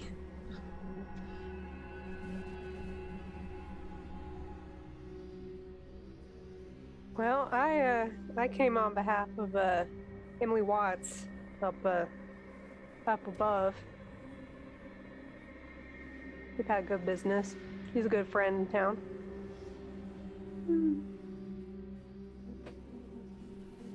Emily said there was something down here, people looking for work, and it sounded interesting. Honestly, I was getting a little tired of all the people up there.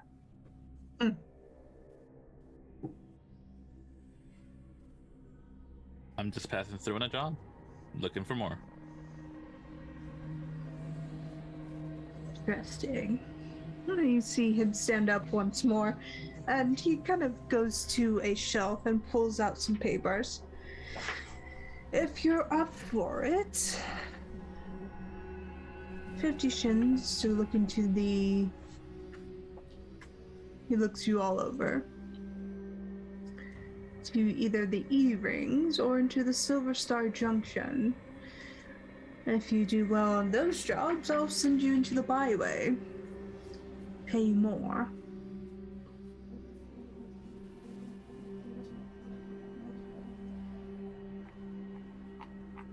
Which one's more fun? Equally dangerous. I need a cipher recovered. I don't particularly care which of the ciphers you pick up there.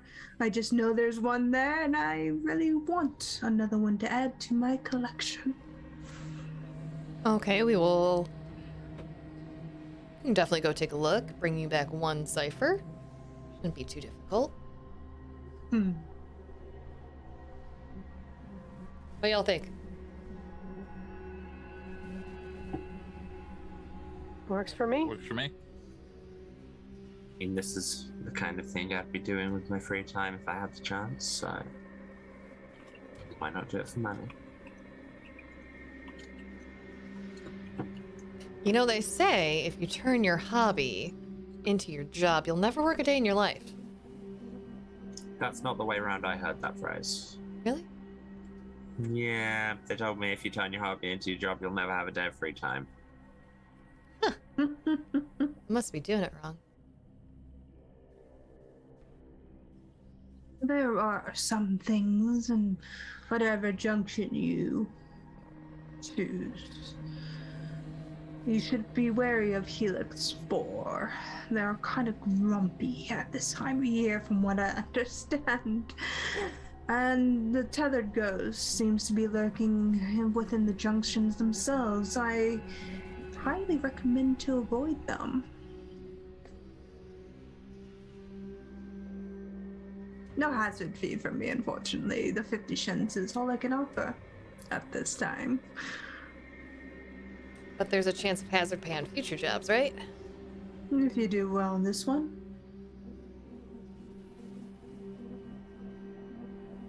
All right, well, I'm in. Where do I sign?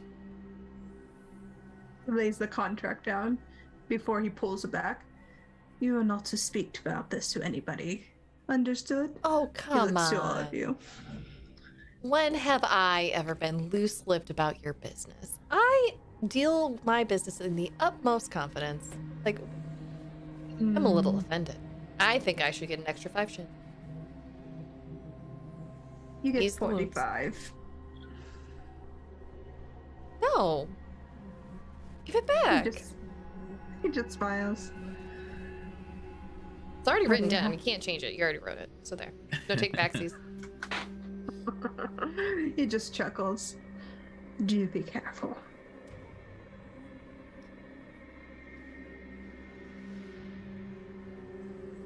Well, if you need anything, he kind of gestures to shop. Please look around. On the house? No, Ugh. I am a businessman after all.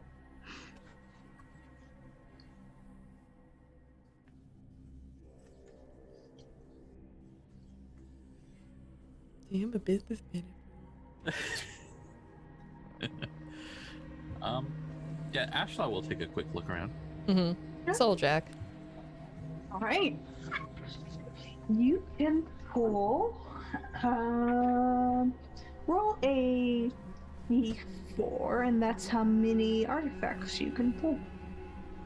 Ooh.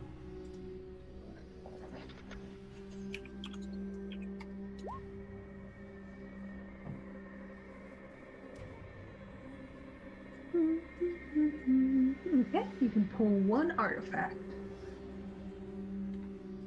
I'll deal that to you. Are we both rolling a d4? Yes, since you're both looking.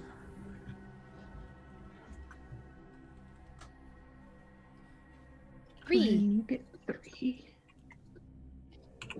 3. All right, and you can look at those at any time you wish.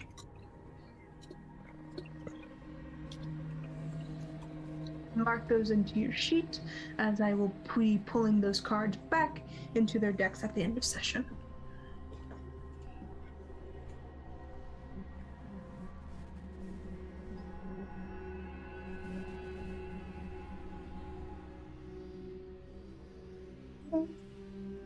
stands up and wanders around the shop, and he gives you various information on the various things he has.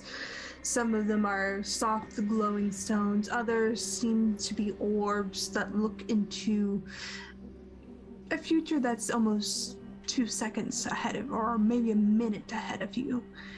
You see yourselves kind of standing off to one side, and you see that it correlates and echoes anything you want in the future, as long as it's only a minute ahead.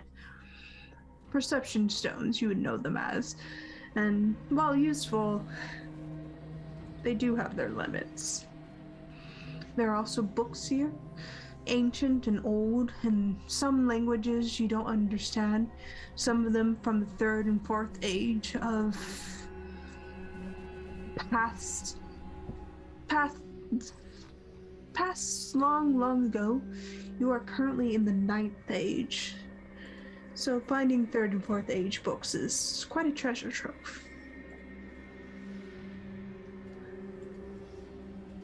You see some other oddities kind of scattered out through here, and if you want, you can roll a d4 to pull an oddity. Yeah, why not? Do it. 1. All right, I'll put your oddity into the Discord for you.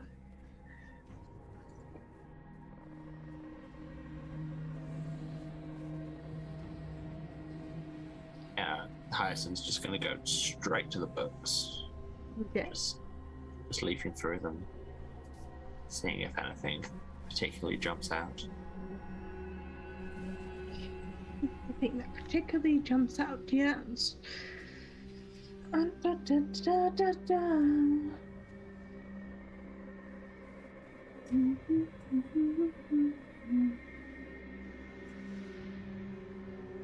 So, Nate, how much for this chronolapse over here?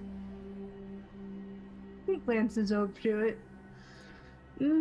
Well, I think I'll set it to 3 shins or something like. 3 shins, really? For this whole thing? Look, it's half depleted. 2 shins. Roll a convincing roll. Is that an intellect? Yes. How persuasive am I? Rolled a 17. Persuasive. Look at that. Yeah. He's persuasive. He kind of rolls his eyes and nods. Fine. Yes. Fine. 2 shins.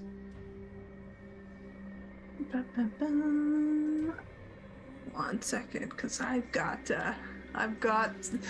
anticipated this book thing.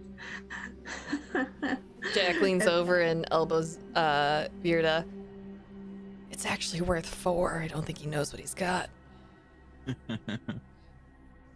I'll put the book into the Discord for you there.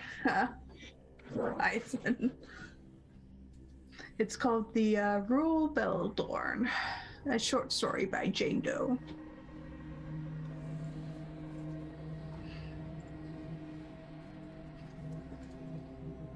That's quite a story you got there. This... I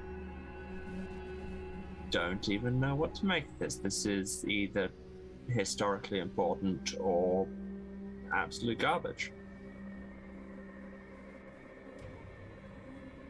But then, I mean, isn't that just literature? What, right?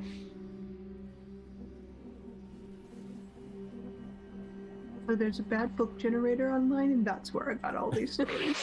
Amazing. I was just like, they're gonna find books. I need to be ready for this.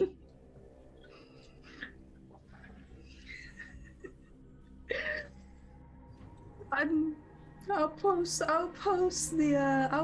the story into the general Okay. for people to read later on. But as you buy this from Nate, he takes your money and kind of looks you over, Jack, and says, "Best of luck." Oh, you know me. I make my own luck. It'll be fine. We're gonna have a great time. We'll be back before you know it. Gives you a quirked eyebrow, I suppose.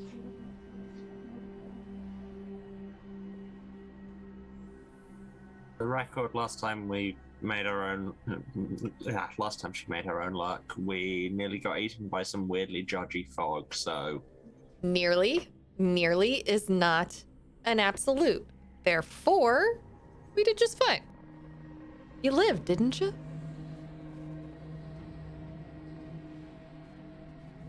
Yeah, I'm just saying a bit more luck would be nice.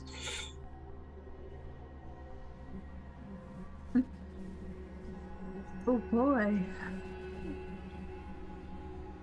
I hope you all return. See, when you say it like that, it makes it sound like we're not going to. Not convinced.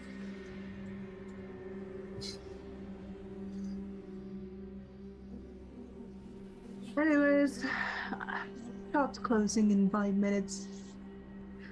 I adore you all dearly, and if you want that book, it's only a shin for you. I do love a good book reader. You know what? Sure. He smiles and take your money and kind of bag it up neatly for you and place it into your hands. Good luck.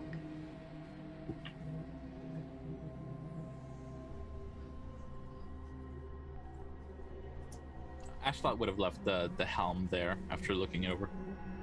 Okay.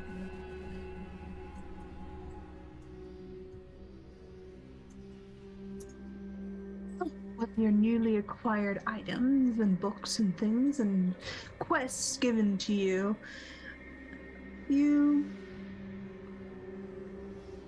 are also given additional information by Nate, saying you can do exploration research, or you can have various deals made with various factions to gain information or other equipment you may need to go either into the E-rings or the Silver Star Junction. Wherever you want to go, you would know, Jack, I would say that there is the library you can go to, or the archivist in the library that can go to, and you could also return to the Gloaming Eyes. They are a wealth of information.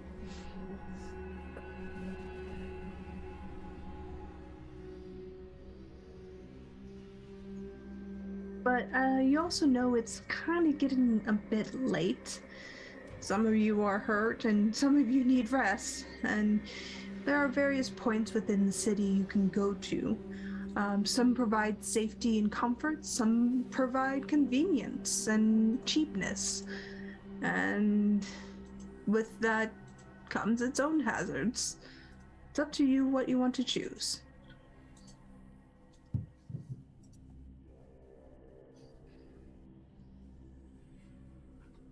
Does Jack have her own place here? You can go to your own place if you want to, yeah. So it's not big.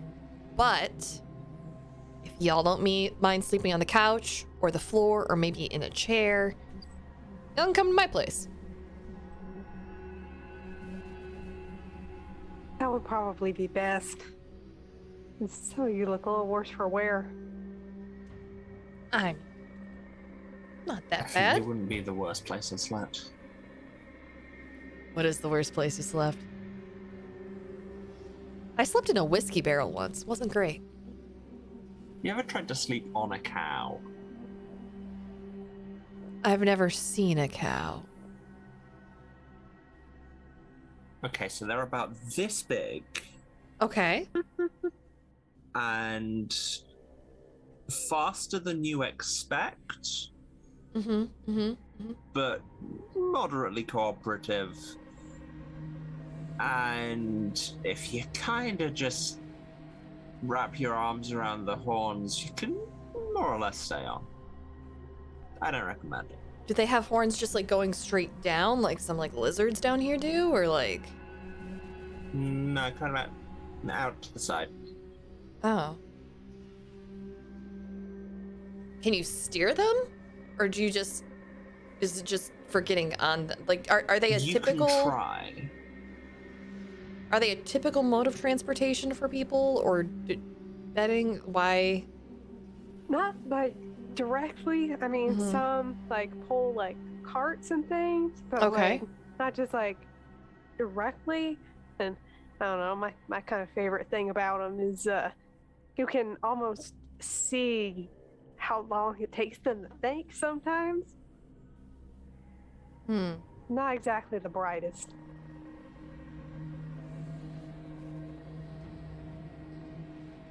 Basically, imagine a wardrobe full of hay fell over, but it's got legs and it has about as much brain.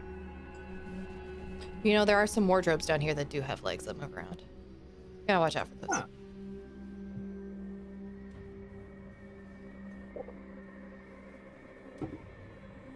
All right, my place. Oh, we should get pop. Making your way towards Jack's place. What and where do you live, Jack? Like, what part of the city? Let me put you back on the main map here. Jack is going to live in the cheapest place possible. All right. That'd probably be on the outside of the walls. You can either live by the topside forest feed, or you can live by the branchway tunnels. And those are usually generally the cheapest areas to live. Let's say the topside forest feed, so she can take everyone through town and give them a good tour. All right.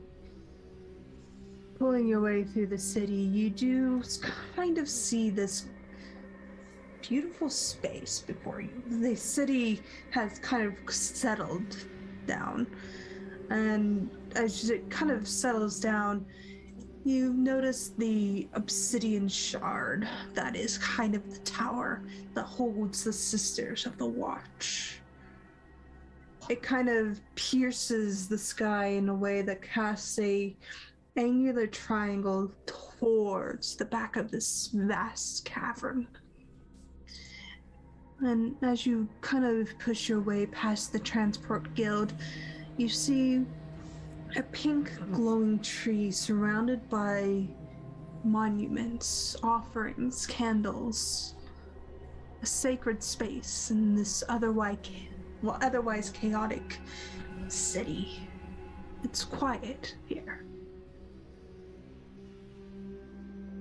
The leaves and petals fall gently, as if a gentle rain, continuously, and you see a cycle of blooming growth, falling, rebirth, life, and death all continuous within this tree. And it glows in its beautiful mannerism, offering a sanctuary to those who seek it.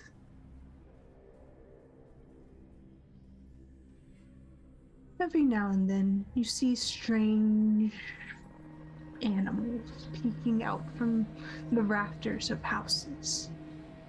You would think them to be cats, if they didn't have 4 eyes, or wings, or scales, but they don't bother you. And every now and then you see an automaton or a cyber tech kind of making their way past you. Whirring gears humming against the sound of the city as they passed you. Those giants you saw before in the marketway, lumbering quietly, no footsteps despite their enormity. The city below is vastly different than that of above. Its own richness and own life cycle is strange, but unique. You pass once more through the gates and up into the topside's forest feed. You notice that There's loamy dirt here, and things grow. Luminous, bioluminescent creatures and animals and plants find themselves home here. Mushrooms, mostly. But every now and then you see what looks to be a moth, glowing softly. Soft blues and greens, and every now and then a purple one darts across your path. This space is hilly, would be the best description. You could almost consider it its own biosphere if it weren't attached to a larger cave system. But this is all familiar to you, Jack. You grew up with this. This is nothing new. So the luster might be a bit lost on you. But you're home, standing on top of what looks to be almost a cliff edge, but illusionary, as someone pranked you once and created this illusion as if your house was going to fall off a cliff. Here it is. Home sweet home.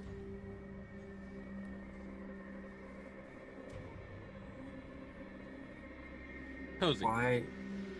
Go ahead.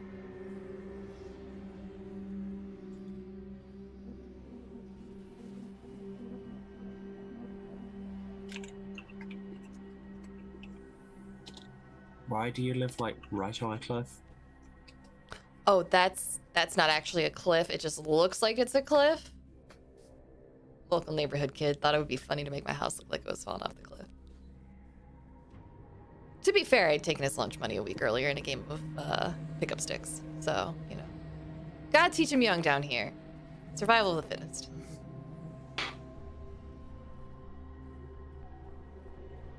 I think it looks quite nice. Thanks. It's not much, but it's home. And she's gonna go forward and push the door open. It's not even locked. The heavy sound of creaking wood kind of bangs against the wall. The hinges don't stop it, so it hits the wall on the other side. What's it like on the inside? It is sparse. There are hardly any possessions around. The cupboards and cabinetry. It's basically a studio apartment, and a very low grade studio apartment. None of the doors hang on their hinges properly. None of the cabinet doors are fully centered where they should be over the cabinets. Everything is a little bit wonky. There is a small cot in the corner set up to be a bed, but it is apparent that the majority of the snoozing happens on the sofa that's on the other side of the room. And there is a ratty old chair with patches over worn spots sitting across from the couch. And a couple holes in the wall here and there. And Jack comes in and just goes, "Honey, I'm home!" Goes over to one of the walls that has a hole in it, pulls something out of her pocket, and a little mouse comes out and takes a bit of food from her, and then goes back in the wall. I named them Honey. I don't have the heart to evict him. Mark an XP for storytelling. Give yourself a mouse, get some XP. Well, that's the beauty about Numenera. It encourages XP by telling stories. So, the more stories you tell, more creativity you tell in the world, the more XP I give you. Of course, you always have opportunities, and I'm excited to see where that goes because you guys are doing fantastic. By session 5, we all have 36 mice. We've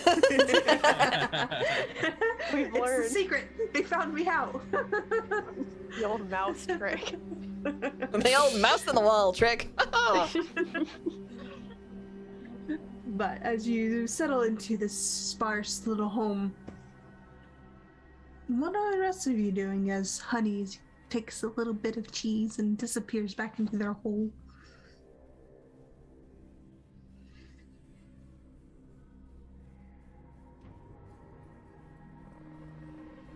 I'm just kind of poking around, probably looking in cupboards. You know, standard new person, new house thing.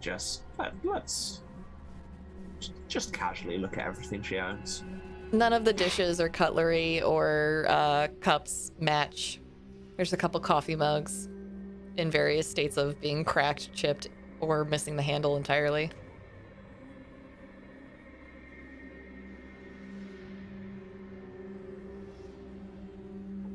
Oh, Jen, we had a redemption for an artifact in chat. Thank you, our Justice Ooh. 22. Dealer's choice for who gets it. Big spender. D4. Hey, big spender. I rollers.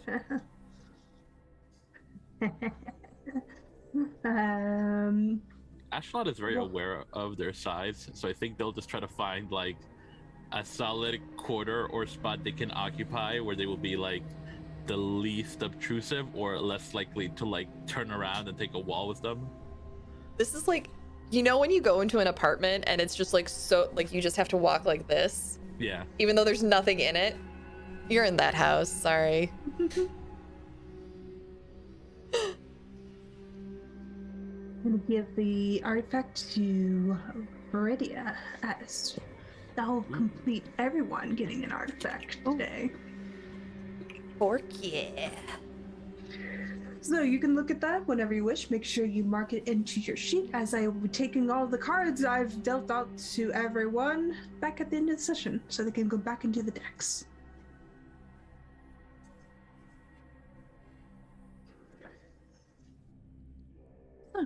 As you settle in, and is there a light source here? There's Jack? like, there's one bulb in the middle of the room on the ceiling, just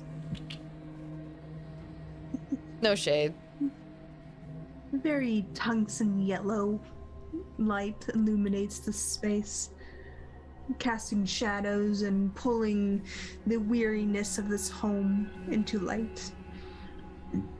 But it's a safe spot. It's for you to rest.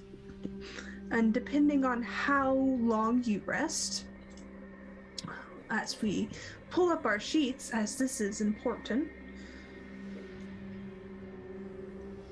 you will see that next to your danger damage track and below your tier and effort and XP track, there is a recovery track. Now, you can take 10 minutes, 1 hour, or 10 hours. 10 hours will be a full rest, a full recovery. And you can mark that, click the recovery, and you should gain back your health.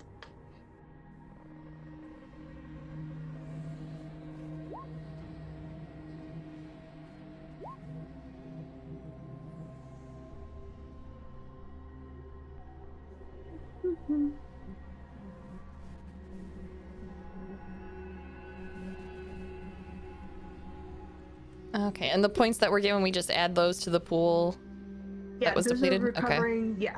Anything that was depleted is recovered. And it will take in-game time to recover this. This isn't D&D where you can take only 30 minutes. You have to stop and actually physically take the time to do these things. Because if you don't, your conditions can get worse, unfortunately.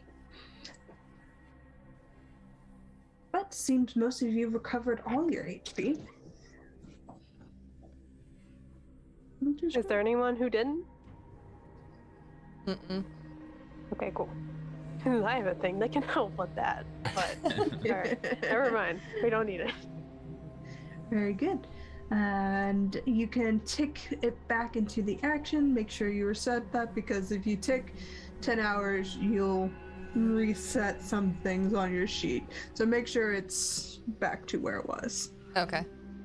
Or untick the 10 hours, because it matters in this game. Gotcha. Yes.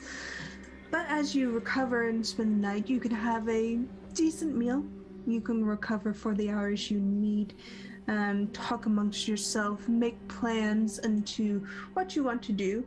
You know you have the archivist to go to, and you can go to the Gloaming Eyes if you want information, but the Gloaming Eyes will require a favor. So that's all the risk you will have to take. the archivist, while does have the information, you would know, Jack, will take time, and you're not sure how much time.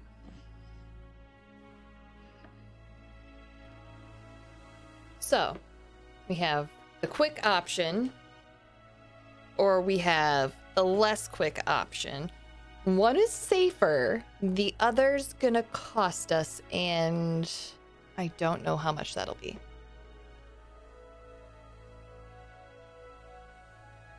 Considering we've got kind of a debt with them already, I'm not sure if it would be the smartest to accrue anymore. Yeah. Makes sense. Yeah, but on the other hand, I didn't come all this way to end up having to play nice with another archivist, just like if I was back at home. Spent a lot of time with archivists, huh? One of my dads. Huh? Your dad's got any money? Yes, but not that I get. Do you want to get it? There's a wicked glint in Jack's eyes. Let's just deal with the situation we've got here before we start proposing robbing my parents. Oh, I was proposing a kidnapping, but yeah, we could rob him too. Let's do neither of those things for now. Okay, fine. For now. All right, so the archivist, no further debt. All right, well. Fine, I guess. Fine, we can go get ourselves into a little bit of debt. Just a little bit, as a treat. The Gloaming Eyes, please. Yeah, a little bit. Everyone on board with that? I am. Sure. Gosh, I am so glad I met all of you. Bunch of like-minded individuals. This is fantastic. We're gonna work well together. I mean, despite almost risking all of our lives today, this is it's been the first time I've had this much fun in a while. Hey. Without risk, there can be no reward. And the reward is that you lived, so you know it's great. It's fine. Everything's fine. Again, I'm not sure that's how that phrase goes, but... That is absolutely how that phrase goes. Promise. 10 out of 10.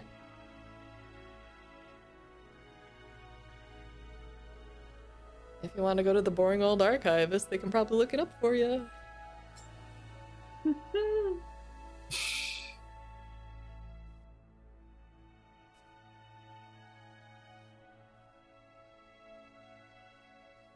All right, so who wants to sleep where? We got chair, couch, cot.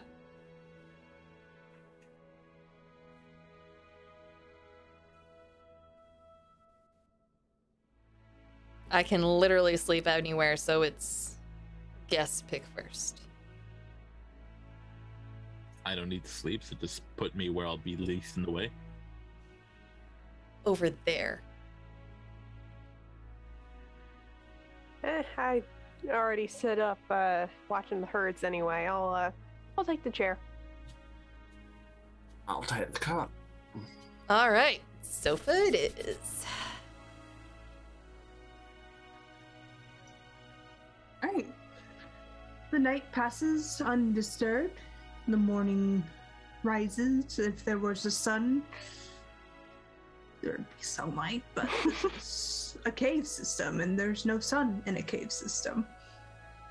Unless it's an open top cave, but this is not an open top cave. It's firmly and well below the ground.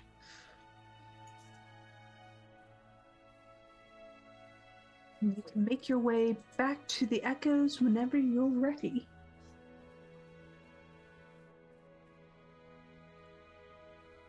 All right, let's go make a deal with something terrifying. Do you think it would like a present? Do you think it would like ask us for a favor that's like less intrusive if we bring it like some glowing mushrooms or maybe like a nice quiche? Maybe a muffin?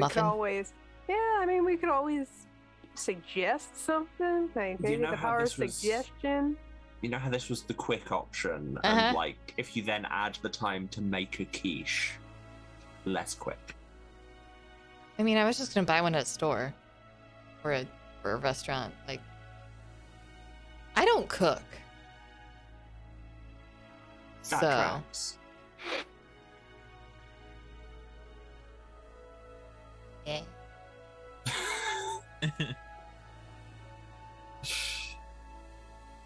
Want to go buy a quiche? On the way, I would like to buy a quiche and grab some glowing mushrooms as a present. All right. Robot is usually fine. Yeah, a quiche will cost 1 shin. Mushrooms are free as they grow all over this little area you live in. I feel like grabbing the mushrooms is the equivalent of like, you know, like that like romance trope when like someone's just like rushing for a date and they forgot to buy flowers and they just grab them out of someone else's garden. It's like the below version of that. All right. What kind of quiche are you getting? Getting a ham and cheese quiche, mushroom quiche, potato quiche? I feel like a mushroom quiche would be more common down here. All right, a nice little mushroom quiche, easily enough contained and bought. So, retreating back into the echoes, you are greeted once again to this maze-like cavern that seems to fold and bend on itself. The glow and double images kind of play into this illusionary space of blind corners and great cavern opens, and the tapestries hang neatly aligned, more neatly than before, and they seem to be organized. And as you press into this space, you hear a chittering sound before you see the gloaming eyes kind of loom down from the ceiling, their insect-like mannerism trying to mimic that of a human, before they kind of bring themselves down, hunching their shoulders, their tapestries draping over what you assume to be shoulders. And a long hand reaches out towards all of you, and they say, "You're back." Yeah, and I brought you these and a quiche. Abigail, her name was Abigail. Jerry's sister's name's Abigail. Okay, I got that now. Quiche. They take the quiche and mushrooms. Is Abigail someone I should look into? Nah. Just old brain train just finally caught up from yesterday.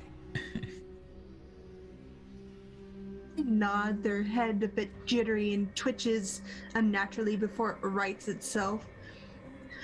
Why have you come to me this time? Stumbling into my lands is questionable the first time, and yet here you are again.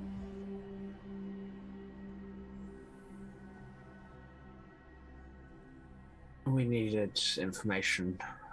We hear there's some ciphers to be found in the rings or the other place, I forget.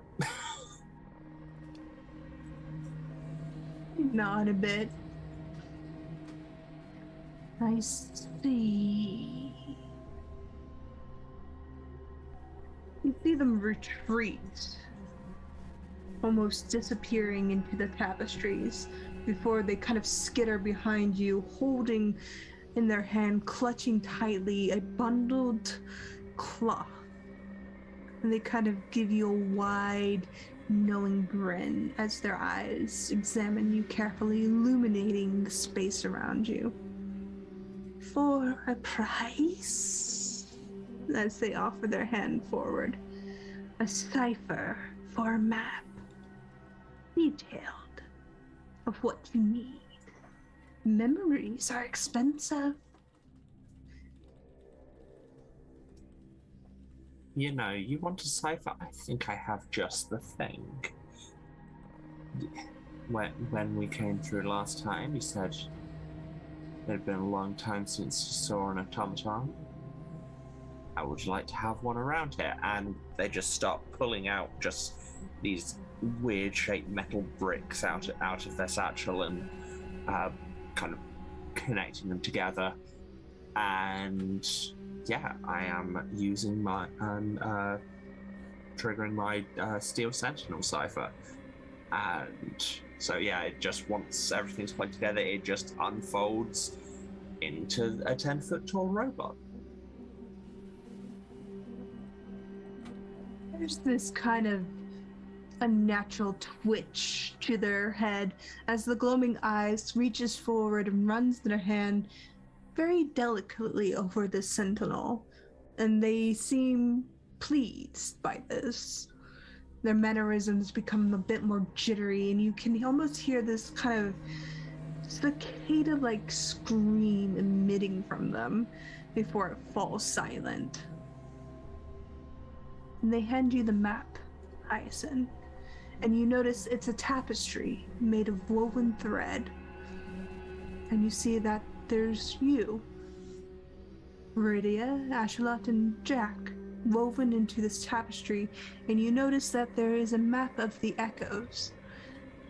And you notice next to you are the Gloaming Eyes, formless and massive, and you get the sense the echoes are them and they are the echoes just from this map.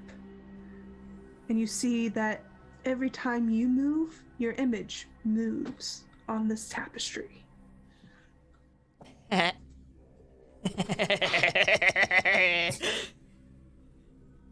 super cool. You know, for once I have to agree with my friend. Chuckle.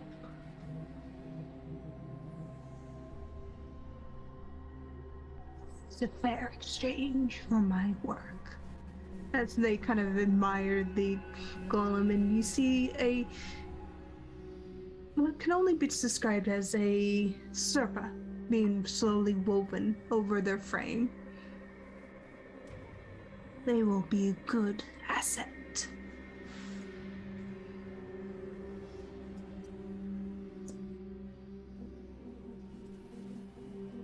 Well, pleasure doing business. I think that's all we needed. And yeah, it's been very good dealing with you. Gloaming Eyes kind of pull back up into the tapestries, and you hear them say, I will remember this gift. In compensation, I will owe you a favor to fill out what is owed. The Sentinel is always welcome. Enjoy your tapestry.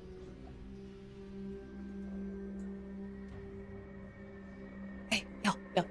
Tell me. Does the me on the map do this? No. No, what if I go this way? Did you do It's it? weird. It doesn't seem to respond to that. Strange. Damn. It's not that cool. For clarity, out of character, yes, it's absolutely dead.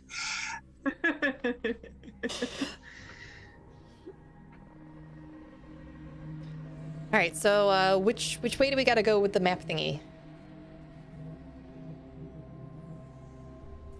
I'm storyteller. Is there a route marked on it, I assume? There is. But you'll find out next week, as we are at time. Oh. So, as we examine this tapestry given to you by the Gloaming Eyes, you see the branching threads unfold and weave itself into what you need, updating as you go. And the story continues next week. Jen, this is so good.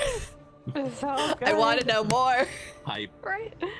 I need more descriptions. They're all so good. More weird cards.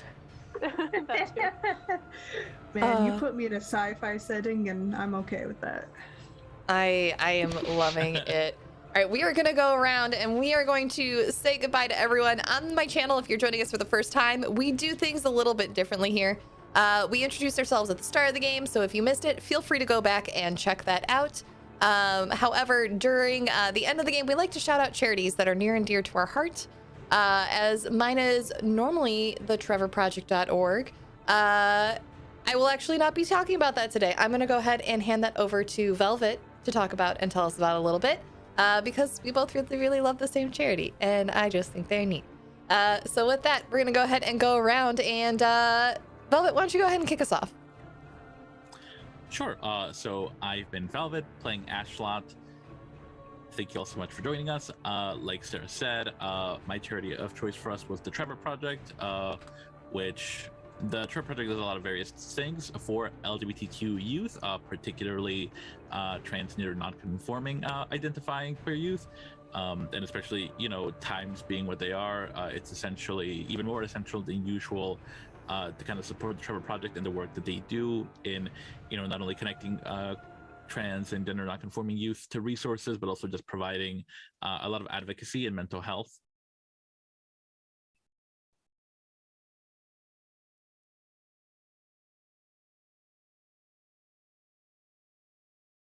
Is it me next? It's me next. Oh, yeah, you can go next, Jen. Sorry, I was muted. Oh, go ahead. No, you can go next. Oh, no, I'm not going. You're next. Oh, okay. I'm next. Okay. Let's see. I do the Little Princess Trust. They are a charity that provides real hair wigs free of charge to children and young people who have lost their hair through cancer treatment and other conditions. Since 2006, they have provided over 12,000 wigs and have given grants totaling more than 17 million pounds. I think that's 20 million USD. I could be wrong. I don't know conversions. That's about that. Towards research projects focusing on finding effective treatments for childhood cancers. Awesome, thank you. And other Sarah. All right. Hey, everybody. I'm Sarah or Sir Heckelot, either one. I played Viridia Croyle, the Glent, and the charity that I am shouting out is the Advancement Project. It is a charity that is based in California as well as DC that works with racial equity and racial justice across the entire country, focusing in policy, law, research, you name it. They do a lot of different things. Yeah, that's what I'm supporting. Awesome. And Emma. Hi everyone. Thanks so much for being here this evening. I've been supporting the Belfast Trans Resource Centre. It's it's one of the biggest trans-specific charities in Northern Ireland. It's I think the only major trans support charity in the UK. They do a lot of amazing work, and they're generally great people, and they've helped a lot of friends of mine. So, yeah. Wonderful. Thank you everyone so much for being here. This was such a fun first session. I really love this group. I really love you all as players. And we're going to go ahead and remind everyone in chat that if you would like to know more about us, check out any of these charities, you can check out hypegoblin.card.co. It is currently popping up in chat. You will find the links there for all of this table's favorite charities, as well as all of the Nexus Adventures cast favorite charities. I combined it all into one place for everybody. So now we got one link to rule them all. Yeah, but y'all have a great night. Don't forget, drink some water, eat a healthy snack, take care of your bodies. If you've got to take your meds and you need to still do that, this is your gentle reminder, be kind to yourself. We all forget from time to time. I'm just now remembering that I forgot to take mine. And last but not least, if there's someone important in the world that you have not told that they are important to you, go reach out to them tonight and tell them that they are important to you and that you care about them very much, because that is always important to let people know. With that, we're going to go ahead and wave, and we'll see y'all next time. Enjoy this wonderful credits. Bye!